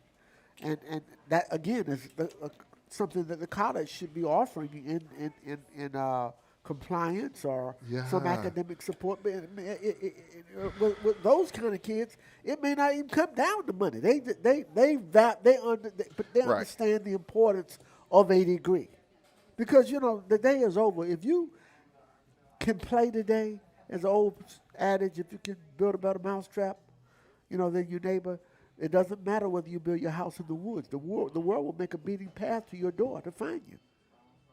You can launch yourself to the NFL from a number of locations. Oh, it's so not much like so. it used I to be mean- years ago. So let me ask you this question, because I kind of think we went off the rails for about 5 or 6 years at Bethune-Cookman. And I'm talking about it, not necessarily sports. I'm talking about the administration all the way down. Okay. How long? Because I personally think that eventually Dr. Mosley going to get all this together. How long do you think it's going to take him to realize the impact that athletics have on the school, and then start putting something in place? I don't think it's going to take long. Because No, I think he already knows. Because he's an athletic-minded guy. Okay, so he understands, but a lot more than many of our other presidents have understood that. But I think that's a very, very, very important part that needs to. We need to be promoting that from within also. Yeah. That needs to be there. And that's the thing, Larry. It's you can put all you can into it from the school side, Yeah. but unless that base Yeah. gets it and understands it, you're always going to lose out to those. For instance, okay, we talked about coaches a few minutes ago, and no NIL and stuff like that handles the coaches. But you have so many of these organizations outside of the school who pay half of the coach's salary. Yes. Let's look at LSU, for instance. They're paying 3 coaches right now. One, Lane Kiffin just, got over his 20 contract, $91 million, right? They're still paying Ogeron. They're still paying Brian Kelly. The And boys got the deep. no offense, Chuck, but Louisiana ain't loaded with it like that. They're coming up with the money though. But it's not just the school. I mean, well, what's Texas A&M playing Jimbo? 100 million? Yeah. I mean, the way I seen Lane Kiffin's contract was $20 million a year. 23. I'm thinking, gee whiz. But that doesn't come from the school. That's just No, like, it doesn't. No, Yeah, you're right. you know. You're right. Well, I think you're touching on the idea of this is just how do you keep your people? But what about the scuttlebutt at your school, Darold? About why can't we get what happened? What happened? Why did the defense drop off so dramatically after the first 3 games? That's a great question, and it comes down to, from what we're hearing, From what we're hearing, the share, the revenue share, the money that's going to each player, they have to pay everything out of that revenue share. So you sign for a certain amount as a part of your contract. And we're talking about the players. You sign for a certain amount as a part of your contract, your scholarship or whatever. Everything, the way it used to be was you had your contract, and then everything in addition to that came out of somewhere else. Mm-hmm. But now those kids didn't know that. Everything. They found out at the end of the 3rd game that the money that they thought was going to be there was being used. They would have to use that to pay for some of their other expenses, Housing and all that all kind of that other stuff. stuff. And so everybody's like, man, I'm not finna give full effort. So they started. They weren't playing. They were playing Alabama anymore. They started backing off a little bit, and people began to understand that. But FSU was trying to report it differently, showing like you were going to get this, and when you come, you know how people are when you come up short on the money. You're getting this, but you're going to have to pay for this. Oh, yeah. This. Wait a minute, what you mean? Hey. No, He ain't have to do that. Listen, hey, Nah, everybody, everybody is not playing with the same edge. I think the same rules in terms of how they're looking hear at that you. money. No, But when your money comes up short and you expecting it to be something else, That's That's a why, major hit. unfortunately, and I will say it right here, right now, as much as we love the conference that we were previously in, there is no strategic way financially For us to go back. for us to go back. Yeah, I understand that. Not as long as the SWAC got that TV deal. And it's the highest in the FCS. Yeah. and they fix the leverage that too. Okay? Yeah. They finna leverage that Yeah. big time. Yeah, he was talking the commissioner. He was tell talking him- Yeah, telling at the the Bayou truth. Classic, he was giving the, He's standing on business, okay? Because he can show it. there is just so much that, we want wins, but there's just so much that goes behind it. And it's you look at the ACC versus the SEC. If you're at an SEC school, what you got to want for? Not much. Their TV deal is. Listen. That was that whole thing between and the Big Ten. Why too. was FSU trying to get out Right. of the ACC? Right. Because they saw the gap widen. Right. We'll never be able to be on the even field. Right. And it's how you use that money. I mean, there's 12 teams in the SWAC, right? Yeah. So everyone gets a basic share, but you got to use it right. And that comes down to coaches too. Hiring your assistant coaches. What's the pool? What's the pool for your assistant coaches? If you want quality coaches, you got to have an extra pool. And it just can't come from the school. No. But I think that's a part of HBCU that haven't caught on yet. Oh, no. But if you don't catch on, that's why you stay behind. And HBC, yeah, exactly, Travis. Yeah. 7 years, $7 billion for Fox TV. See, Split among the it's- Big Ten schools. It's funny. We're talking about it in 2025. Yet I can remember when I was a little boy. What, another old lady? No. This was a little kid. No, I remember. I remember. No, you will remember this. Florida A&M. Jake Gaither was the athletic director and football coach.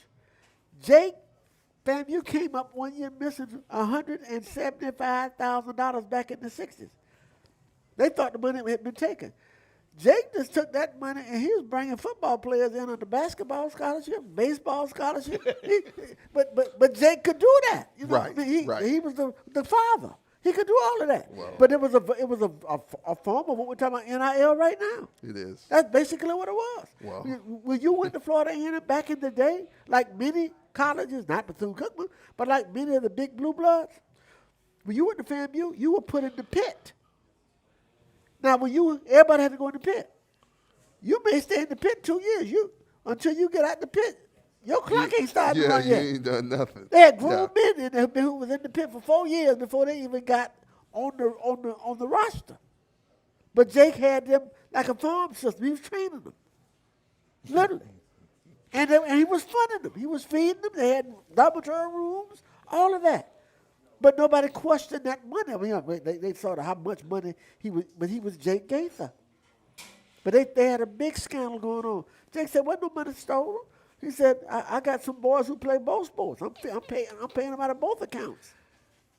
Let me ask you this, guys, and while we're on it, and it's this is great because it's helping our fans understand like the whole scheme of things. It's not just wins and losses, as Coach Colsey said. It starts way up above before you even get on the football field, before you get on the basketball court, before you get on the baseball diamond. There are a lot of things. If you don't have that at the top working for you, you're in big trouble. But Travis said something that I totally That agree. dude's Larry former said, athletic director. yeah, and Larry said it earlier.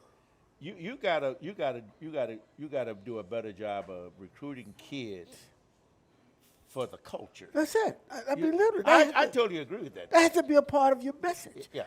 You know, one parent came up to me one year after we had entertained the athletes, and she stepped over to me. I could tell she was an educated woman because you don't normally get this money. Yeah, right. I was talking to the kids in the group, and I said, "Listen, will you guys go on these recruitment trips?" I said, Travis. "You need to understand this. While they're looking at you, you need to be looking at them. Exactly. This is your life that you're talking about. Right. And if you can go to these big schools and play football and get your degree, that's fine. But if you just go there and be used, you need to understand the value of HBCUs. We always took care of our own. That's right. Now maybe this new generation, they haven't heard that message because everything, this is Generation E. Excitement and expression, entertainment, entitlement. They over here rapping and toe tapping, bro. Literally. And so we have to bring them into the reality. But there's always been something about the beauty and the value of HBCU experiences. When you talk about graduating from those schools, those are families. I know friends who graduated from PWIs, and I'm going back. It's like going to another world. They don't know who you are. No. You can't find nobody you even know. No. Because you don't wear that number anymore. They don't even know who you are. Right. You know, but at HBCU, look at our tailgates. Look at homecoming. The perfect example was 2 weeks ago, the Florida Classic. Oh my gosh. It is a social encounter. Okay, Yes. It's more than a football game. It's more than a family reunion. It's a social encounter, and that's a beautiful thing to see. To be even mentioned with those other games that occurred at Camping World Stadium being moved over to the Bounce House means that it means something. You get revenue, baby. We talk about that kind of money coming into the city. Man, Beautiful. what you talking about, bro? They're not gonna let that money go out of there. Tampa wish they could get it back now.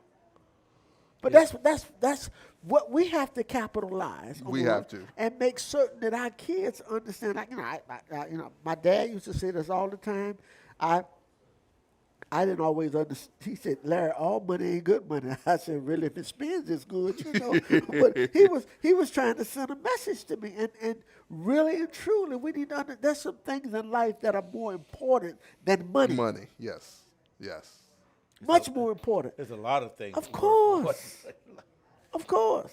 And I think of what Miss Bethune said. She said it's on the door. If you enter to learn the part to serve, but she said if you're not here for business, you don't have any business here. That's it. That came from her lips. And so I'm not saying that works well with everybody, but there are still some student athletes who understand, who believe that. Yes. They're not driven by just the dollar. But we have a responsibility to incorporate that in our speeches and in our conversations. In our recruitment. Exactly. Yeah. Exactly.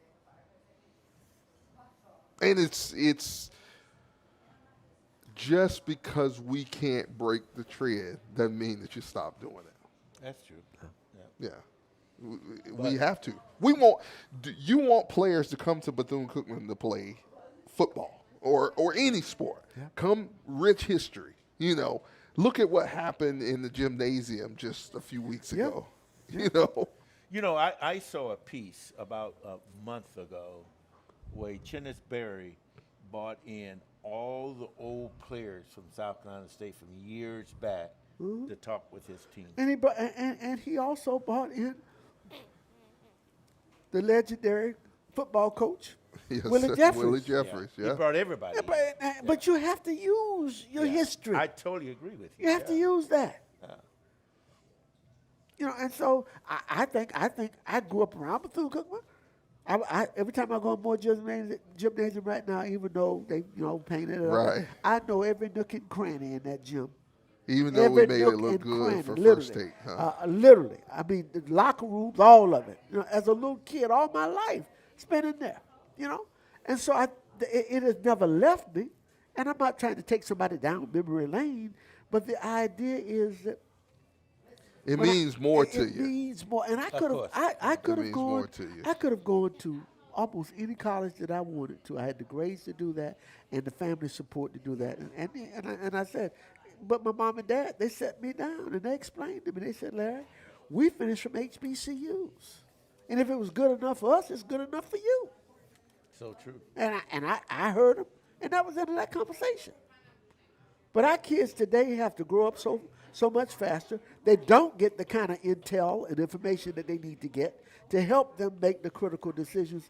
And the worst thing in the world that I can say about our culture today is when I see parents trying to live through their kids. That sickens me. And that's It what's just happening. sickens me. And that's what's happening. It literally sickens me. I think the parents, and I think it's more single parents is making that decision for those Oh, kids. I mean, I was looking at a thing, Meal ticket. unfortunately. I was looking at a thing with kids and Pop Warner, and before this kid went out to play, his mom read him the riot act, and I felt sorry for the kid. I said, because all that pressure she put on that little boy. She's putting a lot of pressure on that kid. I've always said, and I said it to my classes, the worst tragedy that can befall any child is to get poor advice from home. Yes. That is a tragedy. That really is a tragedy. And unfortunately, what did we say about? We heard a long time ago what O.J. is saying: for the love of money, the root of all evil. And that's essentially what's happening right now. I mean, we all need money, but understand that how you get it. Right. And if this is a means to an end, if football is going to provide you the opportunity to make some money, but more importantly, get you that degree, Yes. because you're only going to be able to play that sport for just a little while. Yes, Use sir. it And to they have- your Exactly. full It's going to advantage. be gone. Exactly, because And you can't pay no electric bill at Florida Power Light bouncing no basketball outside, literally. But those were the messages that came out of HBCUs. I can't say what messages are coming out of Bethune-Cookman right now because I'm not up there. And I don't see an outreach right now that seeks to bring many of the old people back to talk about those but, things. I think, like I said earlier, I think for the last several years we got lost. Bethune-Cookman University was lost, and we were just out there. There was all kind of problems going on at the university. I remember 2 years ago they kind of kicked all the court out. Oh yeah. Yeah, for some insane reason. Those kids were having to pay. They were having to pay out of their pocket, literally $700 to $1,100 to be on the court. You had to buy your own clothes and all this other stuff. Right, you had to do. right, When right, we were in right. school, Ralph, you ain't had to buy no clothes like that. Nah. Nah. But But that's what they right- were doing to the kids. Of so. course. So I don't think it's. I mean, I'm sure it's changing now. There's much nurturing going on. Because when I went to Bethune, I mean, you had people talking to you like they were your cousin, your uncle, and your brother. Oh, absolutely. And they was instructors. That's it. Yeah. Yeah. Yes, sir. Yeah. And they were telling you. And they were telling you. You got to get it going, Yes, sir. brother.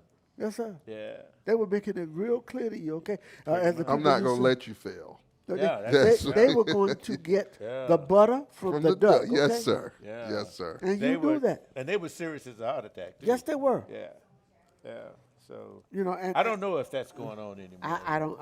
I mean, because even if you look at our high schools, junior high, elementary school, there are not very many black educators. No. Well, Ralph, I haven't, like I said, I have to find this out from John Reeves because John was the guy responsible for it. But I know before John Reeves retired, Bethune-Cookman hadn't had a yearbook in 10 years. See, that's what I'm saying. We See, got lost. Yeah, we never never lost. took. They took the money for the yearbook out of his budget. Yeah. Now, in these years of where we are, the yearbook is our trip down memory lane. Right, of course. right. That's Yeah, everything. it is. It is. I still go back to my yearbook and look. Listen, Yeah. I was on the phone yesterday for 2 hours talking. I had 4 yearbooks trying to find somebody in one of the yearbooks. So they But haven't had a yearbook in 10 years? No. No, it's been that long. I can't Coach's imagine. show. I can't. Huh? Coach's Coach's show? Yeah. All the stuff we used to have. like Jerry was talking about that money we lost, those $4 million we lost in revenue. Yeah, The athletic department lost. We were at 14 million. Right. Now we're down to 10 million. yeah. Never replaced. Where are the weekly pep rallies? Yeah, all of those little things. Again, that's why I said the whole culture had changed over the last several years. So I'm hoping that Dr. Mosley going to reinstall that. Well, we were under military rule. Yeah. at Yeah, that pretty time. And much. so now Yeah. it was so wonderful on Monday to see them light the Christmas tree. and all Right. that. Oh, yeah, It's supposed to go definitely, back to- definitely. Getting Yeah. back to the culture. And we can't just rely on what he's doing, what his cabinet's doing. We all have to jump in some kind of way. If you can't do it big, still do something to help out. Ralph, your biggest thing is, what did you just say? We can't fill Municipal Stadium up. No, we can't. I mean, and But that's a start. Yeah. That's a start because, hey, you know what? Yeah, this game on TV, but you know what? It's nothing like being there. It's nothing like being there. I'm telling you, you got to be there. With the can tell you band about there it. or not. Yeah, I mean, I'm all for the band, but when I go to a football game, I'm going to a football game. I want to see football. Don't have to buy season tickets, but we do, right? Yeah, I buy season tickets every year. And give them away. We give them away. Actually, yeah, I used to buy 2 in the gold seats and give them away. But I mean, it used to be creatively years ago at Wells Memorial Stadium, which is smaller than this one, for big games. Dr. Moore would make certain that kids from underprivileged communities on the home Right. visiting side, they open that up so they could come to the game. Yeah. As a marketing Yeah. concept. Yeah, but he was different, though. Oh, okay, he was a he was vision. Oh, yeah. I believe we'll get to that, but it's still, like I said, Dr. Mosley can't do everything, but you got to have some of those people in those positions who are on top of that and move that. Hey, we were going to play Southern in Tampa. See, that was a tragedy. Gee whiz. We had never played Southern in Daytona Beach ever. But so what we're gonna do? We get an opportunity. We're gonna take it to Tampa. Gee whiz. Don't know much, can't do much, okay? That's the bottom line to that, okay? So Miss Bethune interceded and said, no, y'all going to take this game back to Daytona. Yes, indeed. Literally. You know, so. And the 2 teams that took their game back home won them. Yeah. Yeah. So, guys, closing words. Let's go, Ralph. Well, you know, I did enjoy this football season. I kind of wish the 3 games that we lost, I think we should have won those games. But I'm looking forward to next year. I know we're going to start out with 2 new quarterbacks.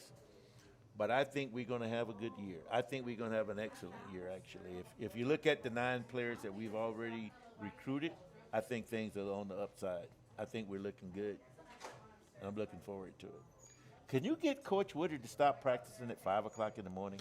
No, Gee because whiz. that's the norm amongst college football now. Oh, why we got to be normal? I do.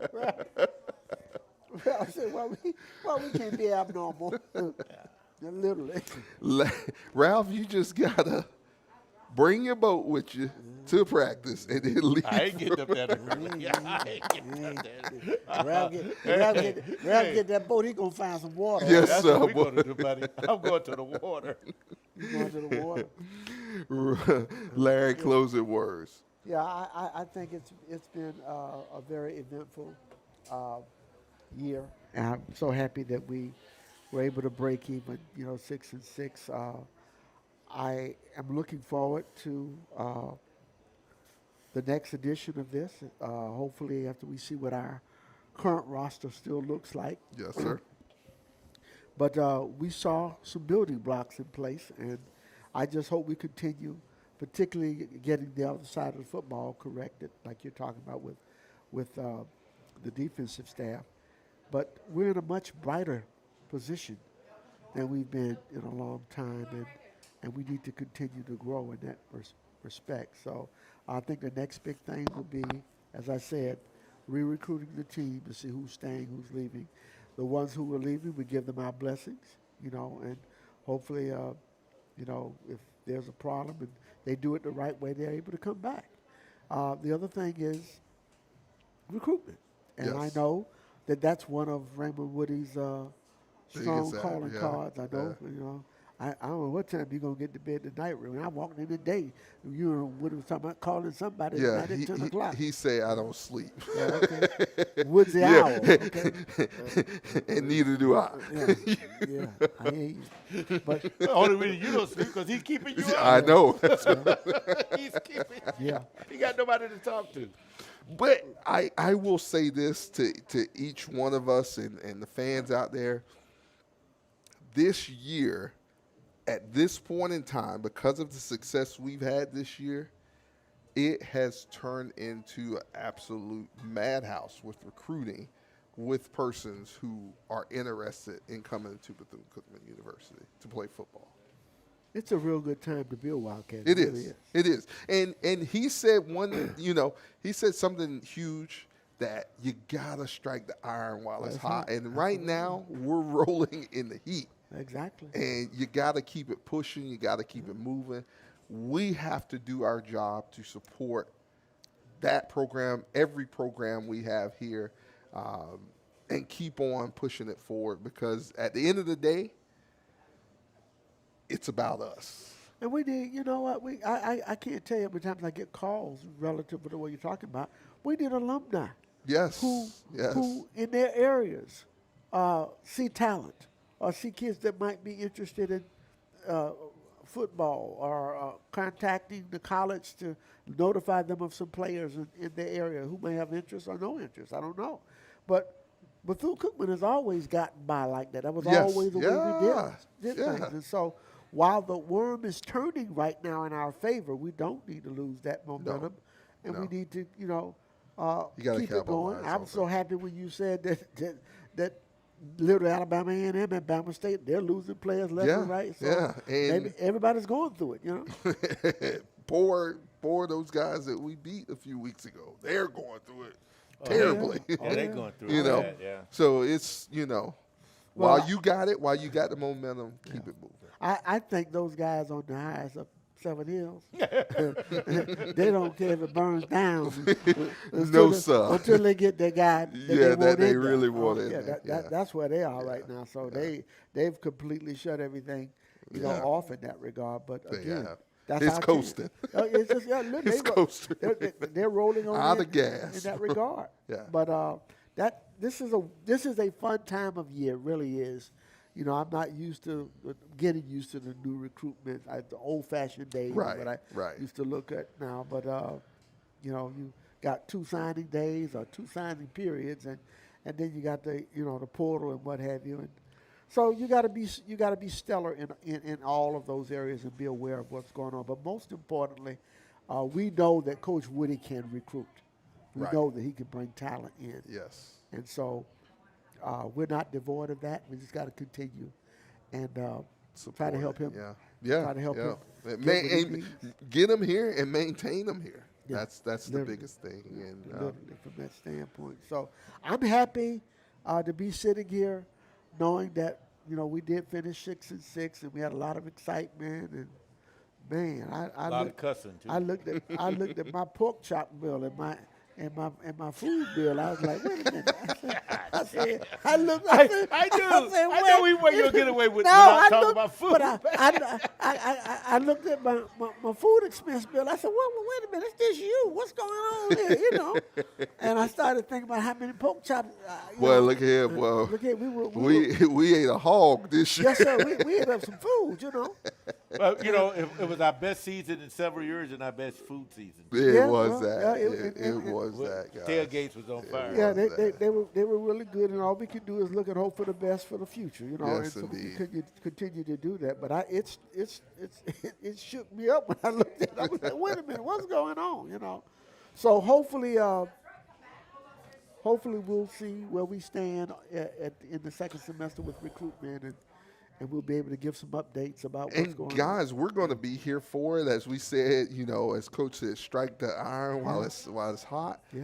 We're going to still be here, maybe not in this particular location, but Right. we will be coming on live virtually at least once a month. Okay. Once a month to talk football, talk recruiting, talk spring practice and things of that nature because, us being here, helps our fan base out. And we want to do everything we can to make sure we keep on pushing that program higher and higher. And it all comes back to us. Yeah. It comes back to us. The players do what they need to do on the field, and we want to help that great product keep going out there on the field. So that's beautiful. You will be hearing from the Hail Wildcats Gridiron Show monthly. So definitely so. You must be up in our pay or something. What'd you think, Larry? We in the contract year? Yeah. He's talking about yeah. We just say sign the contract. now that you say we're going to be throughout the year. So is that why CC had been here? Like Tony? Yeah, I don't blame him. You ain't paying. Shoot, his diesel was expensive. And we need to hold CC to recruiting some Jacksonville kids here to Bethune-Cookman, okay? Definitely so. He's Mr. William Raines. Yeah. And we know we got Miss Lodge out there. She knows everybody and anybody. Well, what you talking about? Miss Lodge knows everybody in Jacksonville. Yeah, we know that. Literally. Me and Miss Lodge have a team meeting every morning. She said, "Where is Cruz? Yeah. We're not gonna let you start that. No, this is get ready to start. We're in the holiday season, and we're not gonna let you steal our joy. Because he gonna call us after we get off and say, 4 people called me about what y'all said about me. They say, yeah, love you, Miss Lodge. Yeah, absolutely." Everyone, if we don't see you before Christmas, have a very Merry Christmas and a Happy New Year. Absolutely. But I promise you the Hail Wildcats Gridiron Show will be here to bring you the next cutting information. During this period of time, we had the Day of Giving on this past Tuesday. Look to join the Hail Wildcats Gridiron Club. We do a lot of things within the Hail Wildcats Gridiron Club. You'll find the next and updated information, high-class secret information that only a group of people know. You find that out in the Hail Wildcats Gridiron Club. And donate. We have two NIL collectors. We have the school one, which is the Hail Wildcats one, and we also have the 1923society.com that goes directly to a group of players and helps us bring in other players when they inquire into Bethune-Cookman. So we need your help. Happy holidays and Hail Wildcats. Have a good night, everyone. Hail Wildcats. Hail Wildcats. Ladies and gentlemen, the Bethune-Cookman University alma mater.